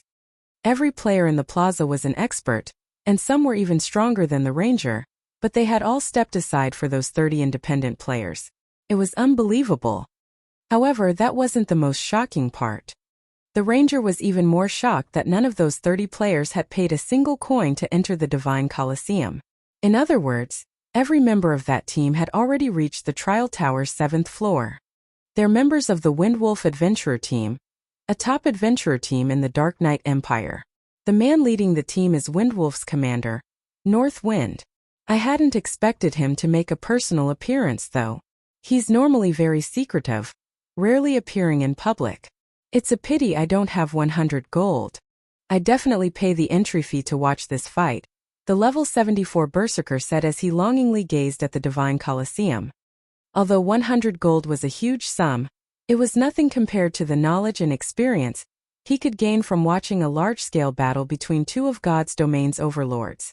Players would be able to experience the battle physically from inside the Divine Colosseum, which would be entirely different than just watching a video recording. Shortly after the Windwolf Adventurer team disappeared into the Divine Colosseum, a large army of players arrived. Everyone in the plaza felt overwhelmingly stifled the moment this army reached the plaza. Starlink. Starlink's members are here. Amazing. They're so strong. I can actually feel how much stronger they are than me. Despite being experts, many of the players in the plaza gasped when they saw Starlink's army. Their reactions were so intense because of how incredibly powerful every member of Starlink's army was. Even the lowest-leveled player had reached level 77 and was fully geared in level 75 secret silver equipment. They were on an entirely different level than the experts in the plaza. So, this is a superpower strength. Are you kidding me? Our guild doesn't even have more than 100 people at level 77 right now. Those players' leveling speed is insane. Why are you looking at their levels? Their equipment is so much more impressive. Not even our guild leader has a full set of level 75 secret silver equipment yet. Look, over a dozen of them are wearing the level 75 fine gold ranked evil spirit set. You can only get that set equipment from the bottomless abyss. None of the various major powers had even collected one complete evil spirit set yet. The level 75 set equipment was god-tier equipment to most experts. They could only dream of wearing such items, yet Starlink had collected more than a dozen sets. The difference between Starlink and the various major power strength was like the difference between heaven and earth. When the various major powers upper echelons, who waited in the Divine Colosseum, noticed Starlink's army, they were in awe of the guild's foundation. As expected of Starlink, it's no wonder why even the various super guilds are wary of it. I hadn't expected the guild to successfully annex the Battlescar workshop as well, a woman in the Divine Colosseum commented as Starlink's army entered the building. She wore a suit of pitch-black armor, with long red hair spilling down her back and an intimidating aura. The woman turned to unyielding Hart, who sat in a comber, and commented, "Hart, it seems that your ally is in for a rough time." Battlescar had been a dark workshop that operated on the Western continent. Although the workshop was small, with fewer than 300 members, no super guild dared to underestimate it. This was due to the many astonishing feats the workshop had achieved. Battlescar had specifically targeted the various superpowers' main force members. On the Western continent, it had focused on ambushing superpowers' main forces, and the various superpowers had suffered tremendously for it. Although many of the superpowers had tried to avenge their members, None had succeeded. On the contrary, they had only suffered further. Battles involving tens of thousands of players were little more than playing house to the Battlescar workshop. Unyielding Heart's expression was grim. He hadn't expected Starlink to hide so much of its strength. Not only had it recruited the Mad Beast Legion from the Western continent, but it had also roped in the Battlescar workshop. Blood, haven't you been focusing on the Fire Dragon Empire? Why are you here? Unyielding Heart asked the red-haired beauty walking toward him frostily. This woman was as strong and famous as the Mad Beast Legion's commander, Startled Wind. He had no choice but to treat her with caution. I'm here to see if the Dark Knight Empire has any good seedlings, of course. However, I really hadn't expected to find the almighty Unyielding Soul in such a state. Forced to ally with an up-and-coming guild, the woman Delicate Blood said, chuckling. Why don't you leave Unyielding Soul, Heart? Once Zero Wing has been defeated, the situation in the Empire will be beyond salvation. And after Starlink finishes with Zero Wing, it'll turn its attention to Unyielding Soul. You know your guild is no match for Starlink. You might as well join me as my vice commander. You'll have a far better future with me than in Unyielding Soul. I will never leave Unyielding Soul. Moreover, Zero Wing's defeat isn't a guarantee. Unyielding Heart snarled softly. Perhaps. In any case, give me a call if you have nowhere to go, Delicate Blood said, chuckling. She did not try to argue with Unyielding Heart. She knew he was only trying to delude himself. While the various powers discussed Starlink, another army emerged through the Divine Coliseum's entrance. The lowest-leveled player among this army was level 77, and many of them had reached level 78. In fact, this force had even more level 78 players than Starlink's. And every one of these players wore a silver, six-winged emblem on their chests. Zero Wing.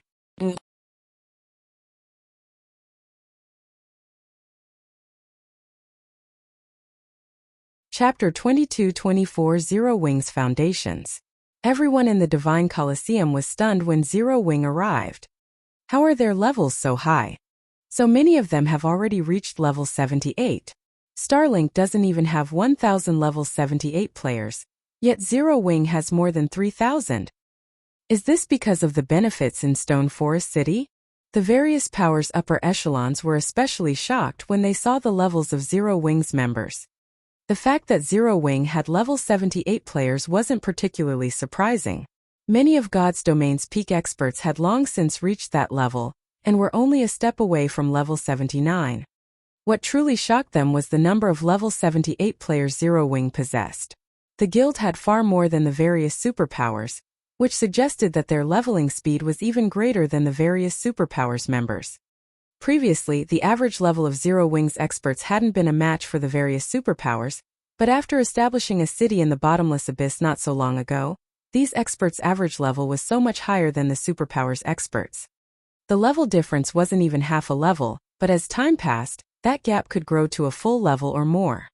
While a single level might not seem like much, the benefits of such a lead were massive.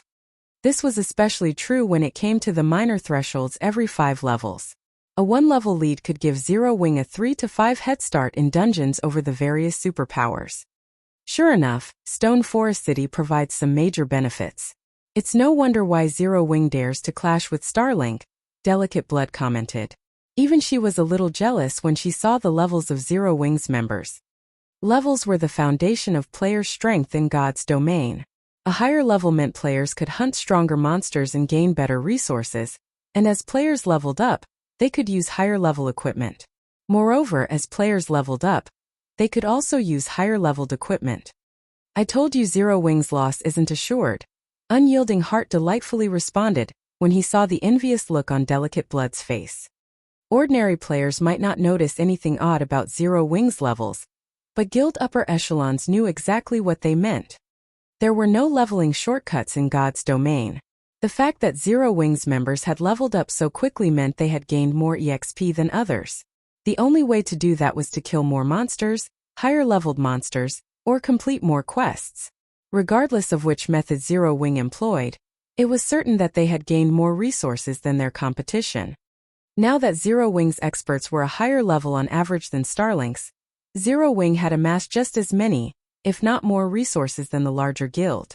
That fact was also clear in the equipment Zero Wings members wore. Even the weakest piece of equipment they wore was level 75 secret silver rank. Unyielding Heart could tell that although Starlink had explored more of the bottomless abyss's first floor than Zero Wing had secured more resources from the regional dungeon. He knew that Zero Wing didn't lack top-tier equipment. Starlink might have a large number of evil spirit sets, but Zero Wing could mass-produce the Crystal Light set, which was one rank higher. Most importantly, the Crystal Light set could level up with its user. Although the Crystal Light set would not undergo a qualitative transformation at level 78, it was still superior to level 75 Dark Gold set equipment in terms of basic attributes. Needless to say, it was leaps and bounds ahead of the level 75 Fine Gold ranked Evil Spirit set. Don't celebrate so soon, Heart. Levels are important, but a small level gap won't make a difference. The expert's quality will decide the victor of this match, Delicate Blood retorted, rolling her eyes at Unyielding Heart. Zero Wing might have a slight edge when it came to levels, but the quality of its experts still couldn't compare to Starlink's. Any Refinement Realm expert could tell the difference between Zero Wing's standards and Starlink's. Of the 10,000 experts Starlink had dispatched, more than 700 were Refinement Realm experts. A current first-rate guild would be impressive if it had 10 Refinement Realm experts. An ordinary superpower at most would only have around 400 such experts. Yet Starlink had sent more than 700 Refinement Realm experts to this match. Starlink's foundations were much sturdier than an ordinary superpower's. This was why the various superpowers' upper echelons had been so surprised to see Starlink's experts. With so many Refinement Realm experts, Starlink's army could easily trample over a 10,000-man expert army. Although these upper echelons were surprised to see that Zero Wing had nearly 100 Refinement Realm experts, it was nothing compared to Starlink. Once experts had reached the Refinement Realm, they could exhibit far greater combat power when they cooperated. A 3-on-1 fight between Refinement Realm experts would end in seconds, and Starlink had nearly 8 times more Refinement Realm experts than Zero Wing. 7 or 8 Refinement Realm experts could even take down Flowing Water Realm experts. Unyielding Heart fell silent after Delicate Blood's last comment. Starlink's foundations were even stronger than he had expected. Even Unyielding Soul wouldn't be a match for the larger guild, much less Zero Wing. Meanwhile, a white-clad youth watched Zero Wing's members surprised from within one of the Divine Colosseum's VIP rooms. It was none other than 13 Thrones guild leader Melancholy. Zero Wing is certainly impressive. It has grown so powerful in such a short time. With a little more time and resources, it could certainly become a superpower in God's domain. It's a pity that it has to face Starlink. Zero Wing might have a chance of winning if it had to face any other superpower. Melancholy's investigation into the guild had been brief, and rumors circulated, stating that Zero Wing only had a handful of experts, while the rest of the guild's members were quite weak. However, seeing Zero Wing's force for this match, it seemed those rumors had been mistaken. Zero Wing had the ability to form a 100-man raid team of Refinement Realm experts. It was an amazing foundation. Not a single first-rate guild was a match for Zero Wing. Not even ordinary superpowers could shake Zero Wing's foundations without taking damage. Moreover, Melancholy was shocked to see that Zero Wing had a domain realm expert other than Shifeng.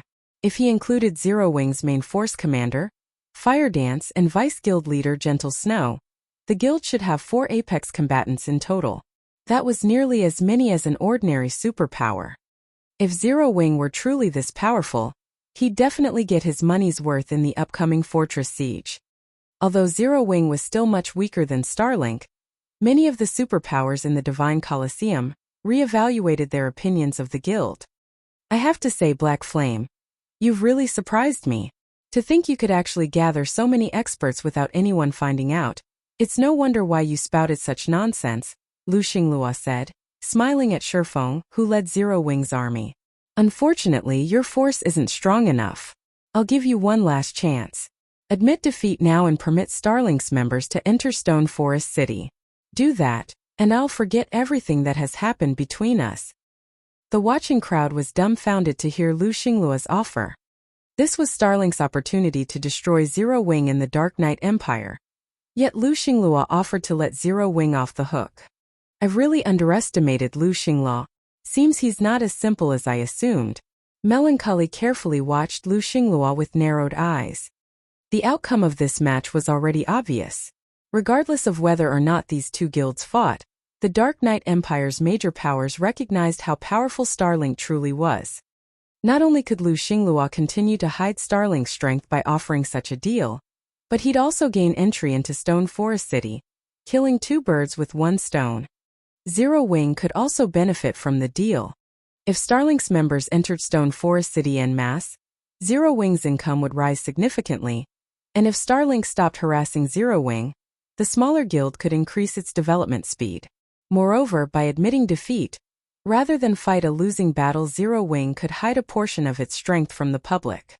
Unyielding Heart breathed a sigh of relief. This wasn't a perfect outcome, but it wasn't the worst scenario either. The rest of the various powers' upper echelons sighed with disappointment. None of them had expected Lu Xingluo to make such an offer. Now they wouldn't get the show they were hoping for. The attending superpowers were particularly disappointed, as they had hoped to discover Starlink's exact strength. The guild had simply been growing too fast. Unfortunately, that was no longer possible. Even a fool could recognize the best decision here, not to mention a guild leader like Shifeng. However, as everyone expected this farce to end, a low voice echoed throughout the hall. Admit defeat? I'm afraid you don't qualify to demand such a thing.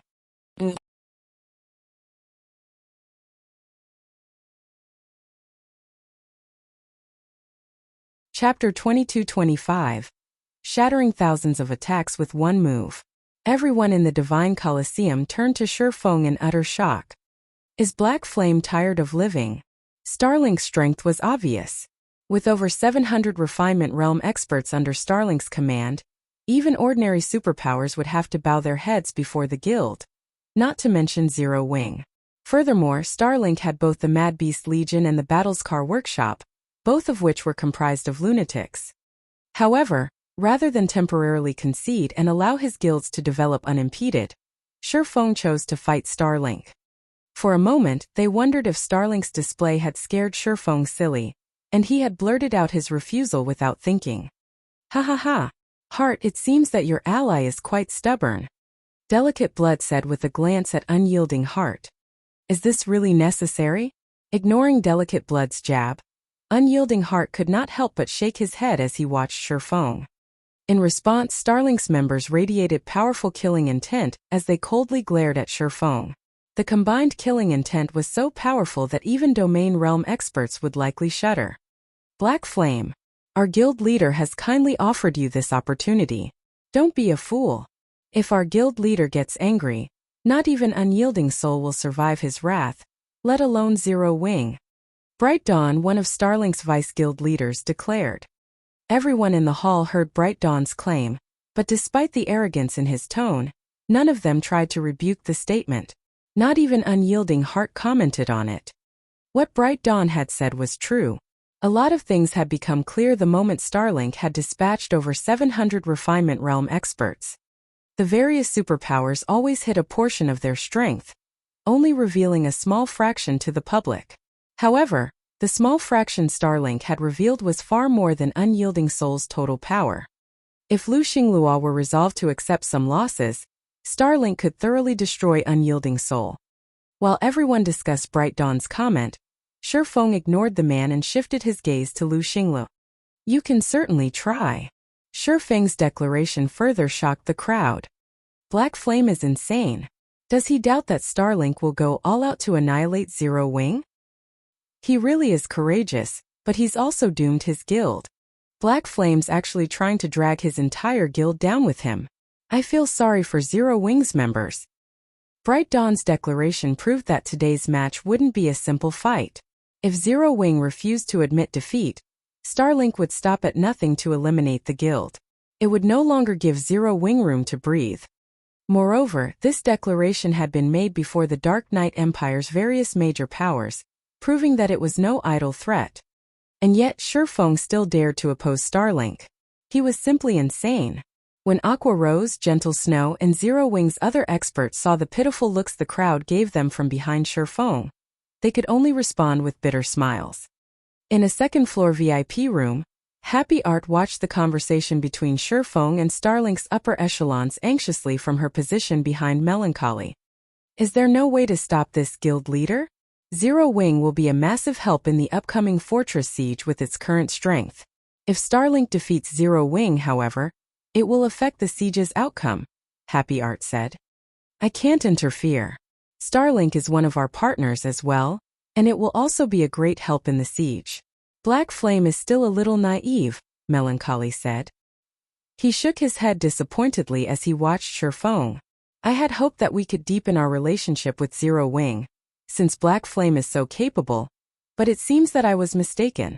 Guild leaders should always prioritize their guild's development over all else. When Melancholy had first met Shifeng, he had been surprised by the man's individual strength. The other guild leader had made a good impression, but the fact that Shifeng was willing to take his guild down with him for the sake of his personal reputation was simply foolish. Melancholy's opinion of Shifeng's current performance could be summed up in one word: disappointing. While everyone discussed Shifeng, Xingluo, who had been silent, finally spoke up. Good. Very good. I hope that you will be this stubborn after the match. Xingluo exclaimed with a grim expression. Even a fool could hear the fury in his tone. No one would have been surprised to hear Xingluo order his players to attack Zero Wings, ensuring that none of them left alive, if not for the Divine Colosseum's strict policy against PvP. Instead, Xingluo led his men to their designated waiting area.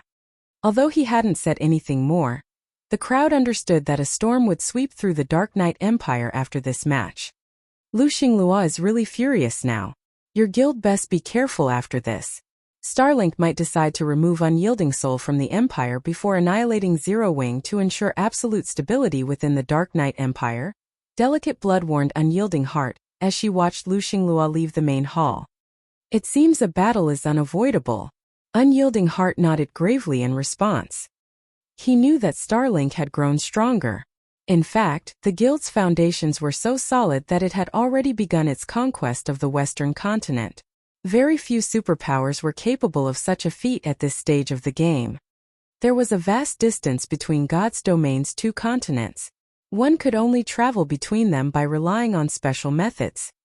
Naturally, the ability to travel between continents would greatly benefit a guild.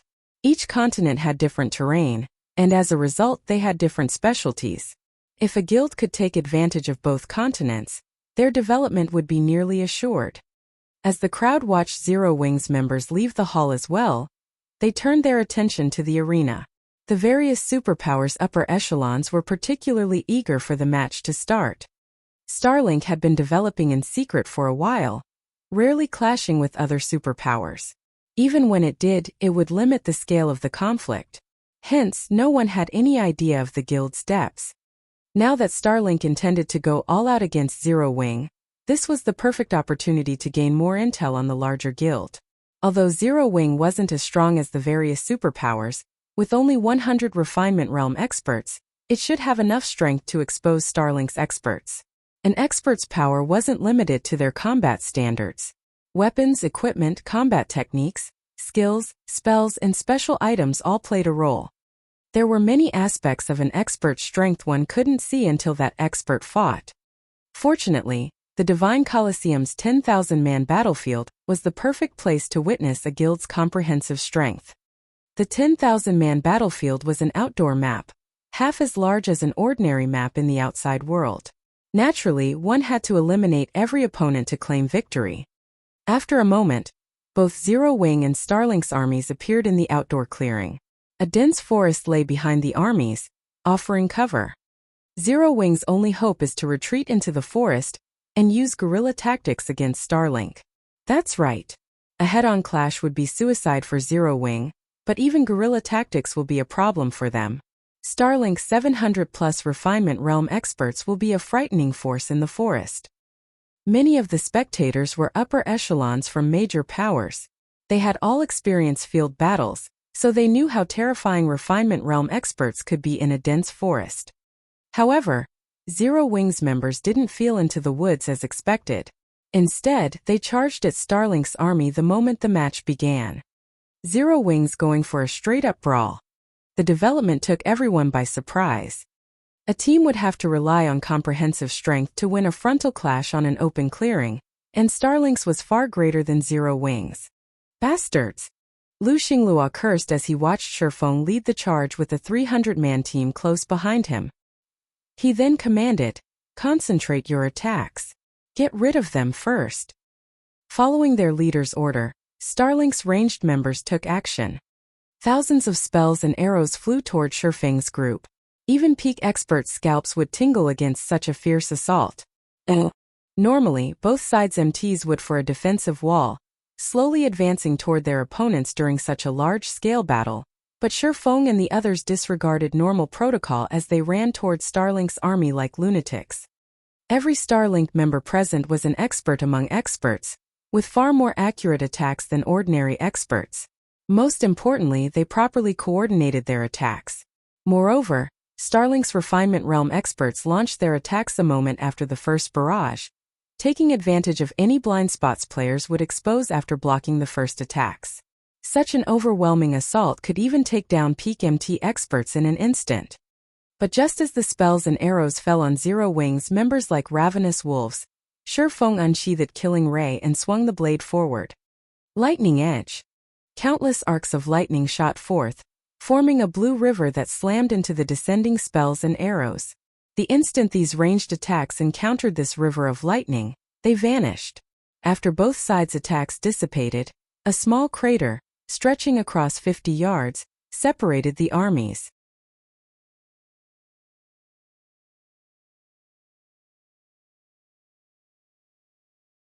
Chapter 22-26, Annihilating Tier 3. Everyone gasped as the river of lightning disappeared. How is that even possible? The spectators were astonished to see a single move counter thousands of spells and arrows. Some of the many incoming attacks Zero Wings members had faced were even as powerful as Tier 3. That first wave could have wiped out a 100-man expert team focused fully on defense. Yet, Shifeng had countered every incoming attack by himself. Amazing! He actually managed to execute such a move. Unyielding Heart, who was watched from the spectator stands, was amazed by the way Shifeng had used his skill. Although Unyielding Heart normally used offensive skills to defend himself too, he hadn't thought it was possible to use an offensive skill to counter several thousand attacks. He realized that his thinking was still stuck in the earliest days of God's domain. He had thought that one could only cope with such a massive assault by dodging or blocking individual attacks. While the crowd reeled over Shifeng's performance, Xingluo, who led Starlink's army, sneered and said, "You might be clever for using an AoE skill to block those attacks, but how many times can you repeat that feat?" AoE skills and spells were extremely rare in God's domain, and the majority of them were exclusive to magical classes. How many AoE skills could Shifeng possibly possess? On the other hand, Starlink's army was more than capable of replicating that first wave without end. Xingluo's question snapped Starlink's members out of their daze, and they launched the second wave. Just as the second assault was about to slam into Zero Wings' vanguard, Aqua Rose waved her Sea Dragon staff. Under her command, violent water-type mana gathered in front of Shifeng. Water Raid. The water-type mana formed an 8-meter-tall tidal wave in the blink of an eye, halting the incoming attacks as it surged towards Starlink's army. But before the tidal wave crashed into Starlink's members, the magical class forces at the rear of the army completed their incantations. As a result, defensive barriers rose before the army, blocking Aqua Rose's water raid. The various powers' upper echelons were shocked to see these defensive barriers manifest. What? Starlink already has so many defensive combination spells. Based on the power of those barriers, they must have cast Tier 2 advanced defensive spells, but how did Starlink get so many of them? Amazing! Zero Wing doesn't stand a chance against Starlink. Players were prohibited from using tools or berserk skills in the Divine Colosseum. At most, they could use their weapons and equipment skills. In other words, the defensive barriers Starlink's members had used didn't involve magic erase scrolls. As players leveled up in God's domain, they'd encounter more spells and skills that required more than one player to cast. These were known as combination skills and spells, and they were far more powerful than the ordinary skills or spells. However, they were also extremely rare, and Tier 2 advanced defensive combination spells were particularly so. And yet, Starlink had clearly obtained over a dozen of these defensive spells, enough to call forth barriers to envelop its entire army. With Tier 2 advanced rank barriers, Starlink's advantage over its opponent was massive. Even a Grand Lord of the same level would struggle to destroy the barriers, not to mention Tier 2 players. So this is Starlink's foundation? Unyielding Heart felt disheartened as he gazed at the many defensive combination spells. Defensive combination spells could also be used in team dungeons, and with such powerful barriers, Starlink's teams would have a much easier time defeating dungeon bosses. Moreover, unlike magic array scrolls, players could use their combination spells as often as necessary. When the various superpowers upper echelons saw this, their fear of Starlink grew a little. Although they knew that Starlink had hidden a huge fraction of its strength, they hadn't expected it to hide this much. It was no wonder why Bright Dawn had boasted that Starlink could easily take out Unyielding Soul. It seemed that he had told the truth, and Starlink certainly was strong enough to do so. However, Xingluo watched his opponents with a gloomy expression. Everyone switch targets. Attack Zero Wings main army. Startled Wind. I want the Mad Beast Legion to form battle arrays and eliminate Zero Wings Vanguard. Let's show everyone what the consequences are for defying Starlink. Xingluo snarled as he glared at Aqua Rose and the other players behind Shattering. He had wanted to secure such an overwhelming victory that no power in the Dark Knight Empire would ever consider rebelling against Starlink in the future. Yet, even after 2 waves of attacks, Starlink had failed to harm a single player from Zero Wing. It was just humiliating. We're going to use the battle array this soon? Startled Wind asked, surprised.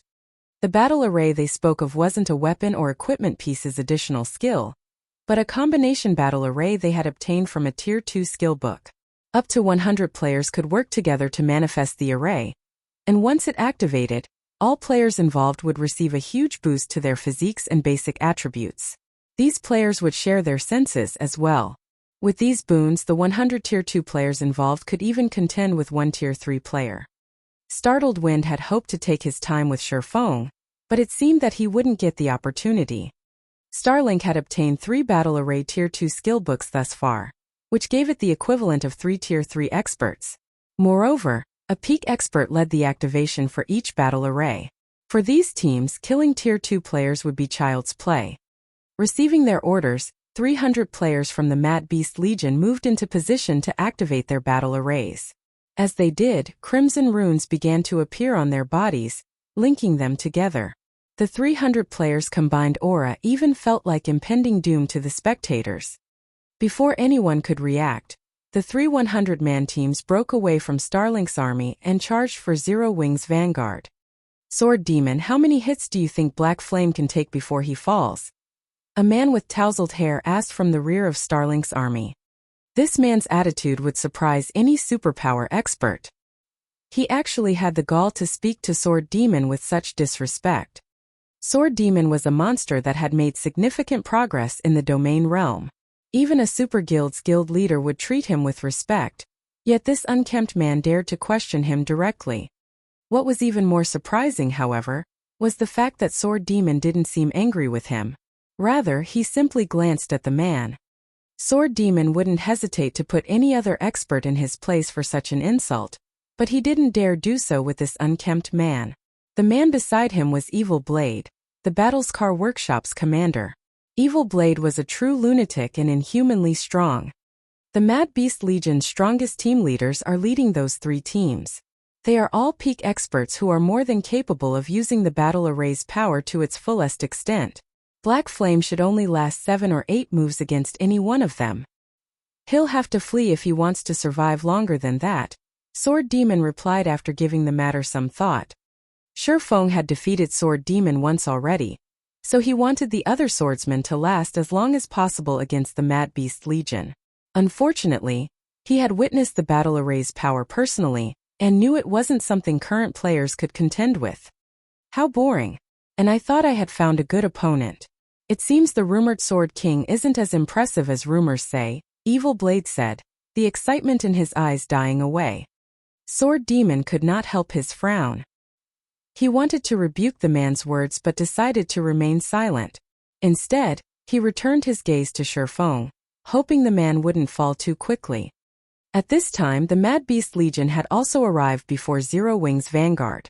The 300 players then spread out and accelerated toward Zero Wing's members. In response, another massive lightning bolt escaped Shifeng's killing ray. Lightning slash. From the sidelines, it looked like a black screen appeared, disrupting the battlefield as it extended and sliced through the Mad Beast Legion.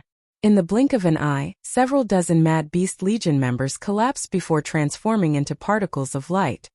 Black Panther, the guardian knight in the core of the central battle array, flew away from the group, scorched black. Before he even hit the ground, Black Panther's body had dispersed into particles of light.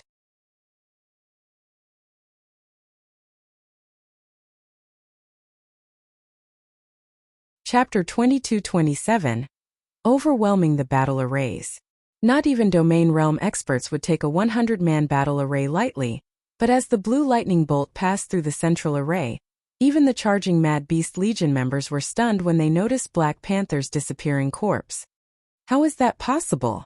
Even Sword Demon and the others watching from a distance were flabbergasted. Although Black Panther was a member of the Mad Beast Legion, they knew how strong the Guardian Knight was. Not only did Black Panther wear a full set of level 75 top-tier equipment, but he also carried an epic shield and a piece of epic equipment. Normally, he had no trouble tanking a Grand Lord of the same level by himself. With the boons from the battle array, Black Panther could even rival a Tier 3 player's physique and basic attributes. Not even Domain Realm experts could contend with Black Panther when he had the battle array's boons. A Domain Realm expert might be able to predict the Guardian Knight's movements, but Black Panther could still overwhelm them with his extraordinary reaction speed and attack speed. In the end, the Domain Realm experts that had sparred with Black Panther had only received a beating for their efforts. If the Domain Realm experts weren't careful, they could die in an instant. Yet now, Shifeng had instant-killed Black Panther. However, Shifeng's damage wasn't what astonished Sword Demon and the others the most. If the skill Shifeng had used was a powerful taboo skill, Black Panther's death wouldn't be that strange. What really surprised Sword Demon was how fast Shifeng had taken action. Shifeng could execute his attack so quickly that not even Black Panther, who had the physique of a Tier 3 player, had reacted in time. How did he attack so quickly? Sword Demon watched Shifeng in confusion. Shifeng was just a Tier 2 player. Even if his basic attributes were incredibly high, he shouldn't be able to launch an attack that not even Black Panther could block. Of course, Sword Demon and his companions didn't know that Shifeng had already reached level 90. Not only was he more than 10 levels higher than Starlink's members, but most of his weapons and equipment were epic or fragmented legendary rank as well, and they could all level with their owner. Furthermore, Shifeng possessed a bloodline and the strengthened killing ray. His basic attributes were even higher than those of a level 80 Tier 3 player, and his physique wasn't in any way inferior to a Tier 3 player's. All he was missing was the ability to use Tier 3 skills. Black Panther might be able to face a Tier 3 player, but that was limited to a player of the same level. Moreover, Black Panther had only reached the Void Realm and had no progress in the Realms of Truth. On the other hand, Shifeng had reached the Domain Realm and Ascension Realm. Most importantly, Lightning Slash was an insanely fast attack, and could easily reach across several dozen yards. It wasn't that unusual that Black Panther had failed to cope with the attack. Although Shifeng's counterattack had been shocking, Startled Wind, who commanded the Mad Beast Legion from the rear line, continued to bark orders. Everyone surround him. He can't use that kind of skill multiple times. Startled Wind shouted. He had wanted to rely on the battle array to overwhelm Zero Wing's forces, but the strength Shifeng had displayed thus far made it clear that a single peak expert like Black Panther wouldn't be enough to take him down. In that case, they needed to gang up on him. After all was said and done, there was a limit to an individual's strength. Fortunately, the Mad Beast Legion members shared their senses when under the battle array's effects. Ordinary experts were no match for their coordination in this state. The scattered Mad Beast Legion members immediately reconcentrated their strength. They gave up on any hope of individual battles. Moving as one, dozens of ranged players fired over 100 spells and arrows at Shifeng. With well-practiced timing, they sealed off any path of escape for the swordsman. These attacks were nothing like the first two waves Starlink's army had previously launched. Facing the coordinated assault, even Shifeng had to execute Sword's Orbit to defend himself. He had no room to dodge the incoming projectiles. This was where battle arrays shine the brightest. Normally, not even 100 Tier 2 experts would be a match for a single Tier 3 expert, but if these Tier 2 experts perfectly coordinated their attacks and focused their strength on a single location, they could even render Tier 3 experts powerless. As the rain of ranged attacks pinned down Shifeng, Ink Rain and Brilliant Python, who led the other two battle array teams, joined the assault. Brilliant Python was a berserker, so he took the lead in the two-man charge. When he swung his greatsword, even space itself began to crack. Moreover, every one of his attacks moved like a vicious snake that struck at Shifeng's weak spots. Brilliant Python neglected his defense, focusing on his assault and fully intent on trading Shifeng blow for blow. As for Ink Rain, the female assassin executed the combat technique 9 phantom steps, manifesting 9 copies of herself. She surrounded Shifeng and patiently waited for an opportunity to land the final blow. This forced Shifeng to focus on his defense, and as a result, he continued to shove Brilliant Python back 2 or 3 steps, not giving the berserker the chance to land a direct hit. Although Shifeng wanted nothing more than to follow up with a fatal strike, Ink Rain and the Mad Beast Legion's ranged forces interrupted him before he had the chance. Whenever Shifeng tried to target the ranged players, Brilliant Python and Ink Rain did everything they could to stop him, giving the ranged players the time they needed to pull back. Although the two team leaders were no match for Shifeng's basic attributes, he couldn't kill either of them without using a powerful skill. Both had the support of more than a dozen healers. For a time, the two sides were locked in a stalemate. Although Shifeng successfully suppressed the Mad Beast Legion by himself, he wasn't dealing any permanent damage. Regardless, the watching crowd was shocked by Shifeng's prowess, especially Starlink's members. They hadn't dreamed that Shifeng would be so powerful. Despite facing an all-out assault from 2 battle array teams, he stood his ground. Even the weakest player on these battle array teams was a refinement realm expert. Yet despite the boons from the battle arrays, Shifeng single-handedly contended with 200 of these experts. He was simply inhuman. Amazing! To think one player can wield such immense combat power. It's no wonder why you were spouting such nonsense earlier, but no matter how powerful you are, Black Flame, you're still only one man, Xingluo said as he watched Shifeng. The situation even surprised him. The combat power Shifeng displayed was truly frightening. Startled Wind and Evil Blade nodded in agreement. In such a high-speed battle where one did not even have the time to breathe, their stamina consumption would be extremely high. If Shifeng continued fighting at this pace, he would soon deplete his stamina, even if he still had HP remaining. After a few more minutes, Shifeng abruptly retreated, shaking off Ink Rain, Brilliant Python, and the rest of the Mad Beast Legion. Sure enough, dealing with Tier 2 battle arrays is tough without a sure kill skill, Shifeng thought as he eyed Brilliant Python and Ink Rain. Battle arrays were one of the main weapons players relied on to defeat high-tiered players. Even Shifeng had used battle arrays to do so during his previous life, but he had never expected to be on the receiving end one day. He wouldn't have had so much trouble against a single 100-man battle array, but he currently had to deal with 2. In addition, both Ink Rain and Brilliant Python, the core of the 2 battle arrays, had impressively high combat standards. If he couldn't kill these 2, even he'd be helpless. What? Are you giving up already, Guild Leader Black Flame? Ink Rain teased. This game is too exhausting to continue. I don't want to play anymore, Shifeng replied. Oh. I'm afraid that is not up to you, Ink Rain said, smiling. She then led her team and charged at Shifeng once more. As the woman and her companions approached, Shifeng turned to Aqua Rose and his elite team, saying, "You guys can jump in now." Oh.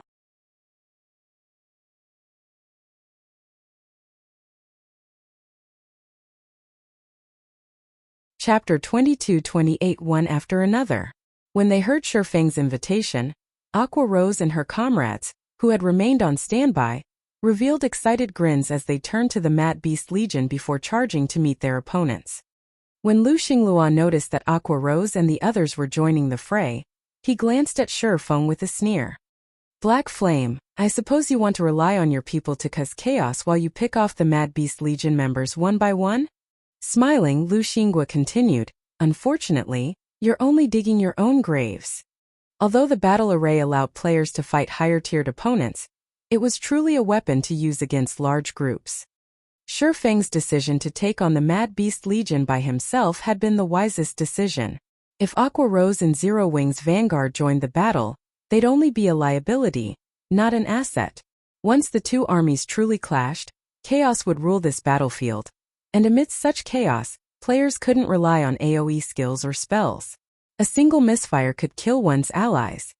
Without AoE skills or spells, even peak experts would find the Mad Beast Legions challenging in a one-on-one, not to mention Aqua Rose and the others, who were only flowing water and refinement realm experts. However, Brilliant Python realized that the atmosphere around Zero Wings members felt odd. What's up with these people? As Brilliant Python watched Zero Wings players charge forth, he was confused. Aqua Rose and the others didn't look at him and his teammates like they were powerful foes. Rather, their expressions seemed like they had just found the perfect practice targets. Ignore them. They are fools if they think they can defeat us in our own battle array. Inkrain shouted to her team. She then turned her sights to Fire Dance, radiating intense killing intent. Her previous clash with Fire Dance was still fresh in her mind. Her strength was only second to the Mad Beast Legion's commander and vice commander, yet someone with weaker combat standards had defeated her. It would be hard not to remember such a humiliating defeat. Although she didn't know how Fire Dance had increased her life rating so drastically last time, she had the battle array. She was going to use this chance to toy with the other assassin.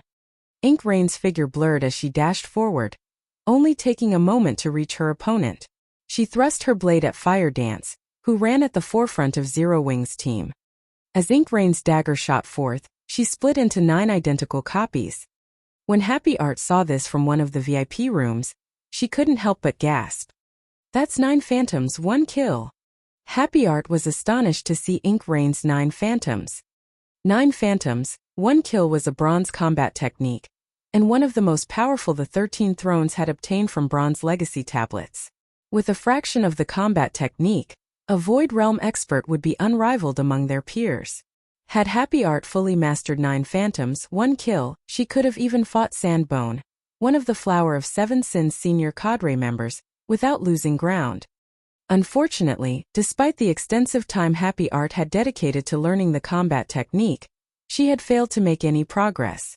It was simply too complex for her to comprehend and execute. Not even a domain realm expert was guaranteed to learn the technique.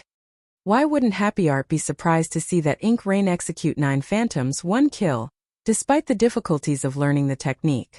However, Happy Art didn't know that the battle array's boons were the only reason that Inkrain could execute 9 phantoms, 1 kill. Without those effects, she wouldn't be able to use the combat technique either.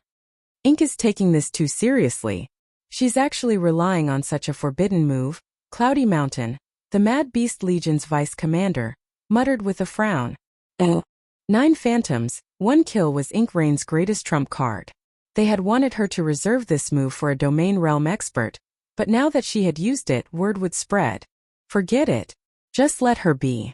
She might be able to take that final step after exacting her revenge, Startled Wind said, chuckling.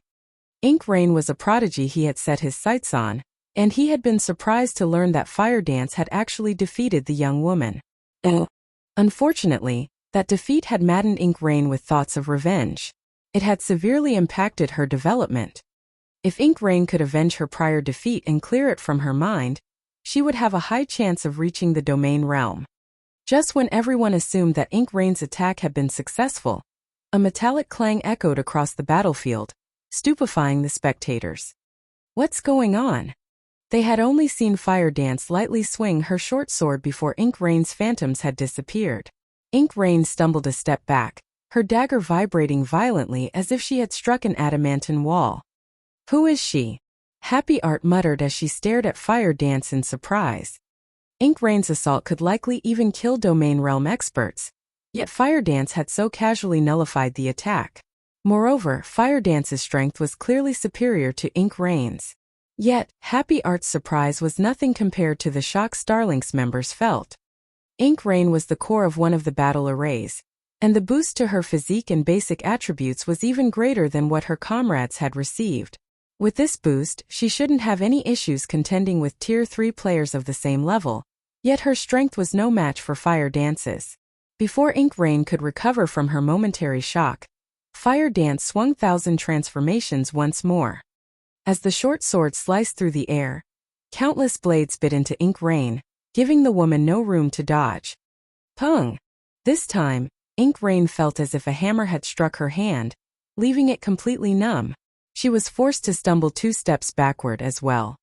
Seeing the weakness in Ink Rain's defense, Fire Dance didn't hold back as she continued to attack the enemy assassin.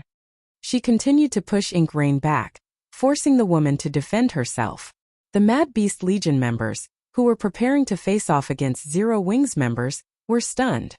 They had never expected to find yet another powerful player among Zero Wings members. Before anyone could recover from their shock, however, the battle between Zero Wings Vanguard and the Mad Beast Legion stunned the spectators once more. The clash hadn't ended as everyone had expected. They had expected the Mad Beast Legion's charge to shatter Zero Wings' formation. After all, every Mad Beast Legion member was a Refinement Realm expert, and they were all empowered by their battle arrays. They should be able to annihilate Zero Wings Vanguard in a few moves. However, Zero Wings Vanguard pushed back the powerful Mad Beast Legion, and even Brilliant Python, one of the battle array's cores, suffered a worse fate than Ink Rain at Gentle Snow's hands. As if swatting a helpless fly, every one of Gentle Snow's casual swings with her great sword sent Brilliant Python flying 5 or 6 yards away. What is going on? Xingluo's smile froze as he watched his Mad Beast Legion suffer. Baffled, he watched Fire Dance and Gentle Snow.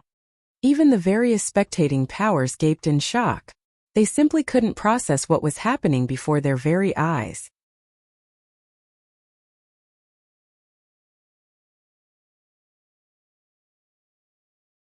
Chapter 22-29 Group Fight. The spectating crowd felt stifled by Zero Wing's unstoppable performance. Zero Wing is actually this strong. The players watching this battle from within the Divine Colosseum weren't ordinary experts. Some were even superpowers upper echelons. They had all seen the strength of the Mad Beast Legion's battle arrays. The boons the arrays provided were undeniably massive. Yet despite such power, the Mad Beast Legion was no match for Zero Wing's 300-player vanguard. It was unbelievable. Fire Dance's and Gentle Snow's performances were especially stunning. Based on the combat power Ink Rain and Brilliant Python had displayed, the crowd knew they were peak experts. Even in a super guild, they'd be top-ranked players. With the boots from the battle array, even Domain Realm experts would have to avoid a fight with those two.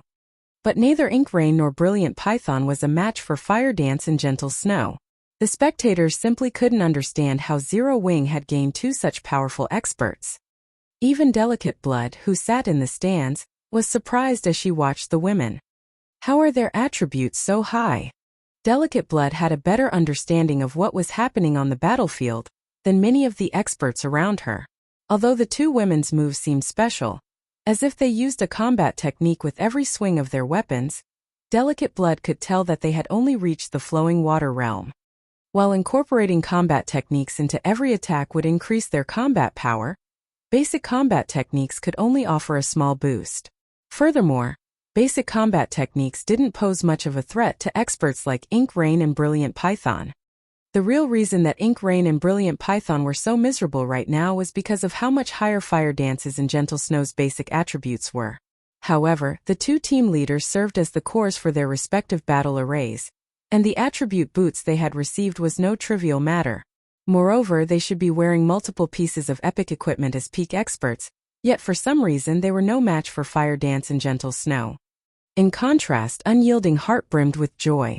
His eyes were practically glowing as he watched Fire Dance and Gentle Snow. He didn't know how the 2 women had amassed such high basic attributes either, but with their strength, there was no doubt that Zero Wing's vanguard could suppress the Mad Beast Legion. In fact, it was only a matter of time before the vanguard annihilated the 300 Mad Beast Legion members. The 300 Mad Beast Legion members were Refinement Realm experts, and if Zero Wing's peak combatants could suppress these players, it would prove that Zero Wing had its own peak legion that could rival the various superpowers. Combined with Unyielding Soul's peak combatants, not even Starlink would find the two guilds an easy opponent to deal with. Meanwhile, on the battlefield, the fights continued for a short time as the Mad Beast Legion rapidly lost members. Guild leader, I'm afraid that the Mad Beast Legion won't last much longer at this rate, Startled Wind reported as he watched one Legion member die after another. He didn't want to admit it, but Zero Wing was stronger than he had expected. The team Fire Dance and Gentle Snow led was more than capable of rivaling a superpower's main force. There was also Shurfeng to take into account, and he was capable of suppressing two battle array teams by himself. Alright, join the battle. But make sure that you end it quickly, Lu Xingluo said as he shot Shurfeng a fierce look. Lu Xingluo wanted to hide as much of Starlink's strength as possible, but Shurfeng had given him on choice but to reveal his cards. Startled Wind nodded sharply and left to gather Sword Demon, Evil Blade, and the guild's other domain realm experts. The watching superpowers gasped as these experts broke away from Starlink's main force. Even Unyielding Heart felt a chill crawl down his spine. They watched as Startled Wind, the Mad Beast Legion's commander, Cloudy Mountain, its vice commander, the four Shadow Demons, 3 kills, and the Battlescar Workshop's commander, Evil Blade, charged forth. That was a total of 8 domain realm experts, and among them, Startled Wind and Evil Blade were powerful enough to have shaken the Western continent in God's domain. Moreover, all 8 experts radiated strange auras.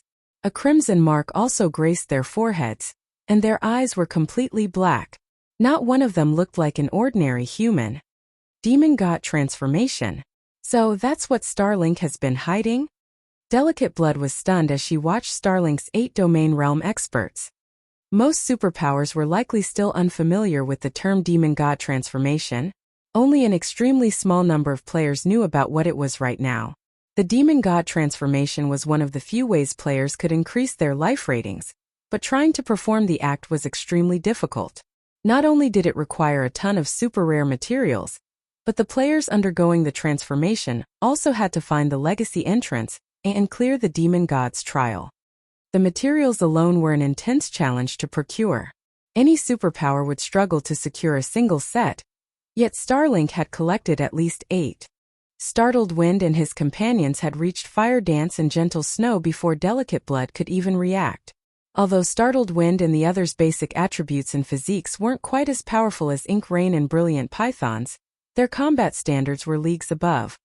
Among the 8, Startled Wind and Evil Blade's basic attributes and physiques could rival Ink Rain and Brilliant Pythons, and as a result, they led the charge. Relying on their superior combat standards, Startled Wind and Evil Blade deflected all of Fire Dance and Gentle Snow's attacks. They responded with their own advanced combat techniques, targeting the women's weak points. At the same time, Cloudy Mountain, Sword Demon, and the Domain Realm experts coordinated their attacks with Startled Wind and Evil Blades. After just a few exchanges, Fire Dance and Gentle Snow had taken several hits. They had no choice but to use their skills and focus on defense. It seems that this fight ends here. Although Zero Wing's experts have higher basic attributes, it still lacks capable manpower. Delicate Blood could not help but sigh as she watched Starlink's experts push back Fire Dance and Gentle Snow. At the end of the day, Zero Wing's foundations weren't solid enough.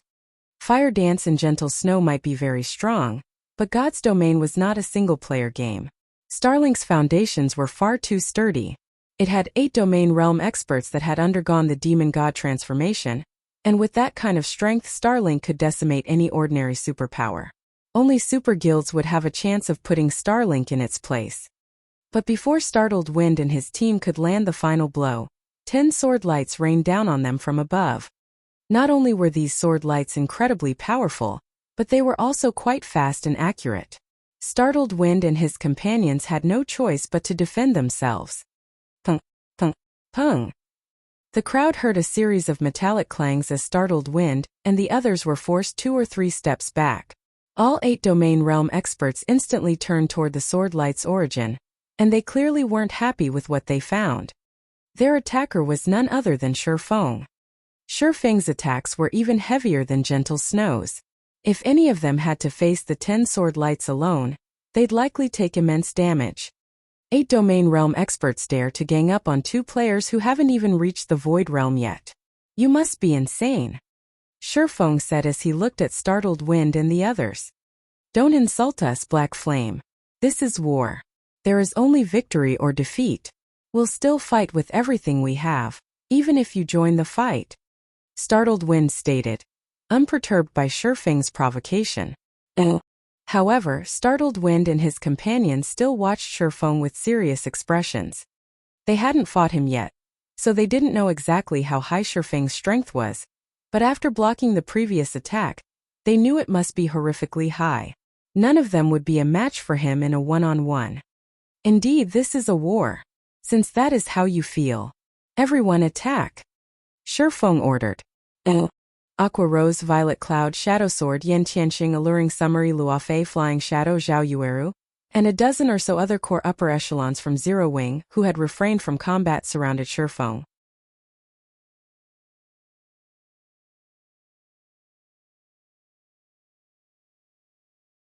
Chapter 2230 Violent Suppression. When Aqua Rose and the others stepped forward, they unleashed the auras they had kept contained.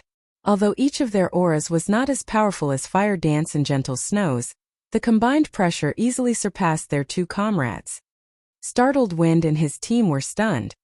Aqua Rose and the others hadn't seriously joined the battle yet, so Fire Dance and Gentle Snow's brilliance had easily overshadowed their performances.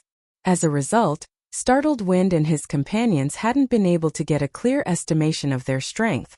However, as Aqua Rose's group revealed their true selves, Startled Wind and Starlink's other Domain Realm experts recognized how powerful these players were. Are you kidding me? How can a guild like Zero Wing have so many experts with such incredible attributes? Aqua Rose and her comrades no longer felt like current players. The weakest among them likely had basic attributes that could even rival Ink Rain and Brilliant Python. Aqua Rose, Violet Cloud, Cola, and Zhao Yueru were only slightly weaker than Fire Dance and Gentle Snow. When the Mad Beast Legion members felt this combined aura, they couldn't help their instinct to retreat. None of them dared to approach Aqua Rose's group. Only the Legion's peak experts withstood the powerful aura, although they were still afraid. The Mad Beast Legion felt as if they stood before over 20 great lords. How could they possibly face such a powerful force? Have they already reached Tier 3? Brilliant Python muttered in shock. Brilliant Python was his battle arrays core, and the boost was even great enough that he could contend with a Tier 3 player of the same level, yet Aqua Rose and the others' auras were no weaker than his own. He couldn't think of any possibility other than the fact that they must have reached Tier 3. No, that's not possible. Players can't take the Tier 3 promotion quest until they've reached level 100. No matter how incredible their leveling speed is, it's not possible to reach level 100 at this stage of the game. Even if they have reached that level, they'd still have to complete their promotion quests. They can't even challenge the quest until they've met the minimum equipment standards, not to mention complete it, Ink Rain said, shaking her head. Ink Rain refused to believe that Aqua Rose and the others had reached Tier 3 already. Just from their life ratings she could tell they hadn't. There was, after all, a significant difference between a Tier 2 player's life rating and that of a Tier 3 player. Ink Rain didn't feel the pressure that would result from such a difference in life ratings. However, even if Aqua Rose and the others weren't Tier 3, they weren't any weaker than an actual Tier 3 player of the same level. Calm down, everyone. These people might have very high attributes, but their combat standards are subpar. Our Refinement Realm experts easily outnumber theirs by several times. Avoid direct fights. Split up and keep them distracted. Follow-up units attack with combination spells. Evil Blade, you'll work with me to distract Black Flame. I want everyone else to work with the combination spells to keep Zero Wing's vanguard busy. Once we've annihilated the rest of Zero Wing's army, we'll take out time whittling these players down. After taking a moment to calm down, Startled Wind commanded the Mad Beast Legion's Refinement Realm experts. It was impressive that Zero Wing had 20+ players with the combat power to rival Tier 3 players, but the difference between experts wasn't limited to basic attributes. Combat standards also played a massive role. After all was said and done, Zero Wing did not even have 100 Refinement Realm experts. Even if Zero Wing's Refinement Realm experts had higher basic attributes, They couldn't one-shot other players. They could simply split up and tackle these Refinement Realm experts using boss raiding methods. With Startled Wind's orders, realization dawned on Starlink's members. Aqua Rose and the others were quite powerful, but the fact remained that Starlink had more Refinement Realm experts. Starlink's forces then took action. The Refinement Realm experts that had stood with the main army began to cast their Tier 2 combination spells, targeting Zero Wing's vanguard. These Tier 2 combination spells were even stronger than single-target Tier 3 spells, and could even cause a significant amount of damage against Grandlords. Moreover, these Refinement Realm experts' aim was incredibly accurate. In the meantime, the 4 Shadow Demons, Cloudy Mountain, and 3 kills made their way toward Aqua Rose's group. Their basic attributes might not be as high, but they had higher combat standards. With a single glance, they found plenty of weak points in the Vanguard's defenses. If they coordinated their attacks with the combination spells, killing Aqua Rose and the others would not be difficult. But the instant Starlink's members reached their targets, they discovered that they had been outrageously mistaken. Naturally, Aqua Rose, Violet Cloud, and Zhao Yueru didn't hold back. Facing several dozen incoming combination spells, Aqua Rose lightly waved her Sea Dragon Staff and cast Aqua Precinct. 12 Water Serpents immediate appeared around Aqua Rose, radiating an aura no weaker than that of a level 75 Grand Lord. Under Aqua Rose's control, the serpents blocked most of Starlink's combination spells. Meanwhile, Violet Cloud activated her death-size Shadow Rage, summoning a total of 300 Shadow Blades. Every Shadow Blade effortlessly struck down a combination spell, and in the end, Aqua Rose shattered the remaining incoming attacks in an instant. In the end, it took only an instant for Aqua Rose to shatter the remaining combination spells. Zhao Yueru took a more direct approach than her companions. Her Frost Flame's Wrath was already capable of upgrading her spells by 1 tier, so they were currently Tier 3 spells. With her extraordinary basic attributes and physique, she'd have no issues defeating an actual Tier 3 Great Mage, much less a bunch of Tier 2 magical class players. After casting the Tier 2 spell Flame Sanctions, over 30 Crimson Magic Arrays appeared around Zhao Yueru. Each released a fiery spear, which was powerful enough on its own to warp the space around it. These spears were easily more powerful than Starlink's Tier 2 combination spells, and Zhao Yueru used them to bombard the Mad Beast Legion members.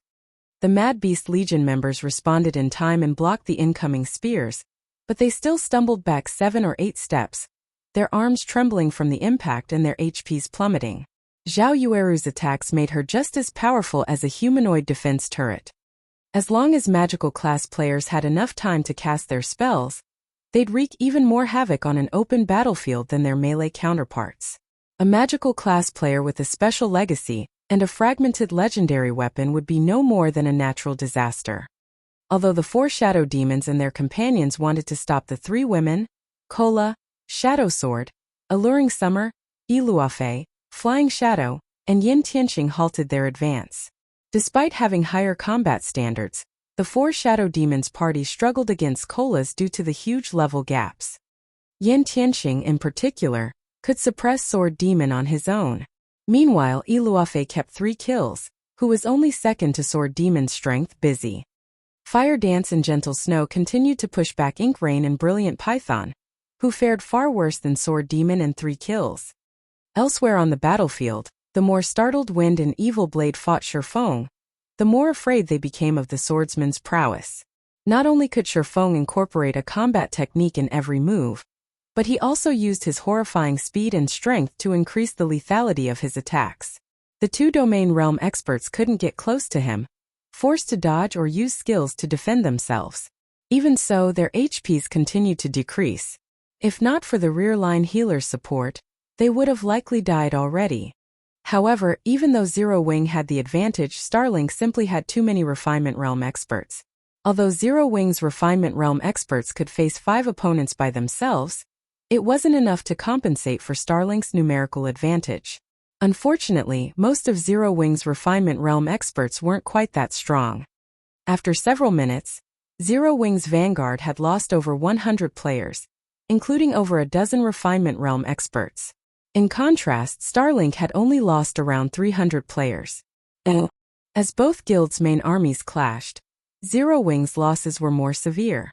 It wasn't just because of the quality difference between their experts, but the defensive barriers that protected Starlink's members. Black Flame Zero Wing's story ends here. If it were merely a 1,000-man battle, you might have had a chance of victory. Unfortunately, this is a 10,000 versus 10,000 battle. You alone aren't enough to influence the outcome.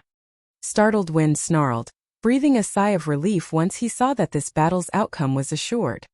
Zero Wing had already suffered more than 2,000 casualties on the main battlefield, while Starlink had only sustained around 500.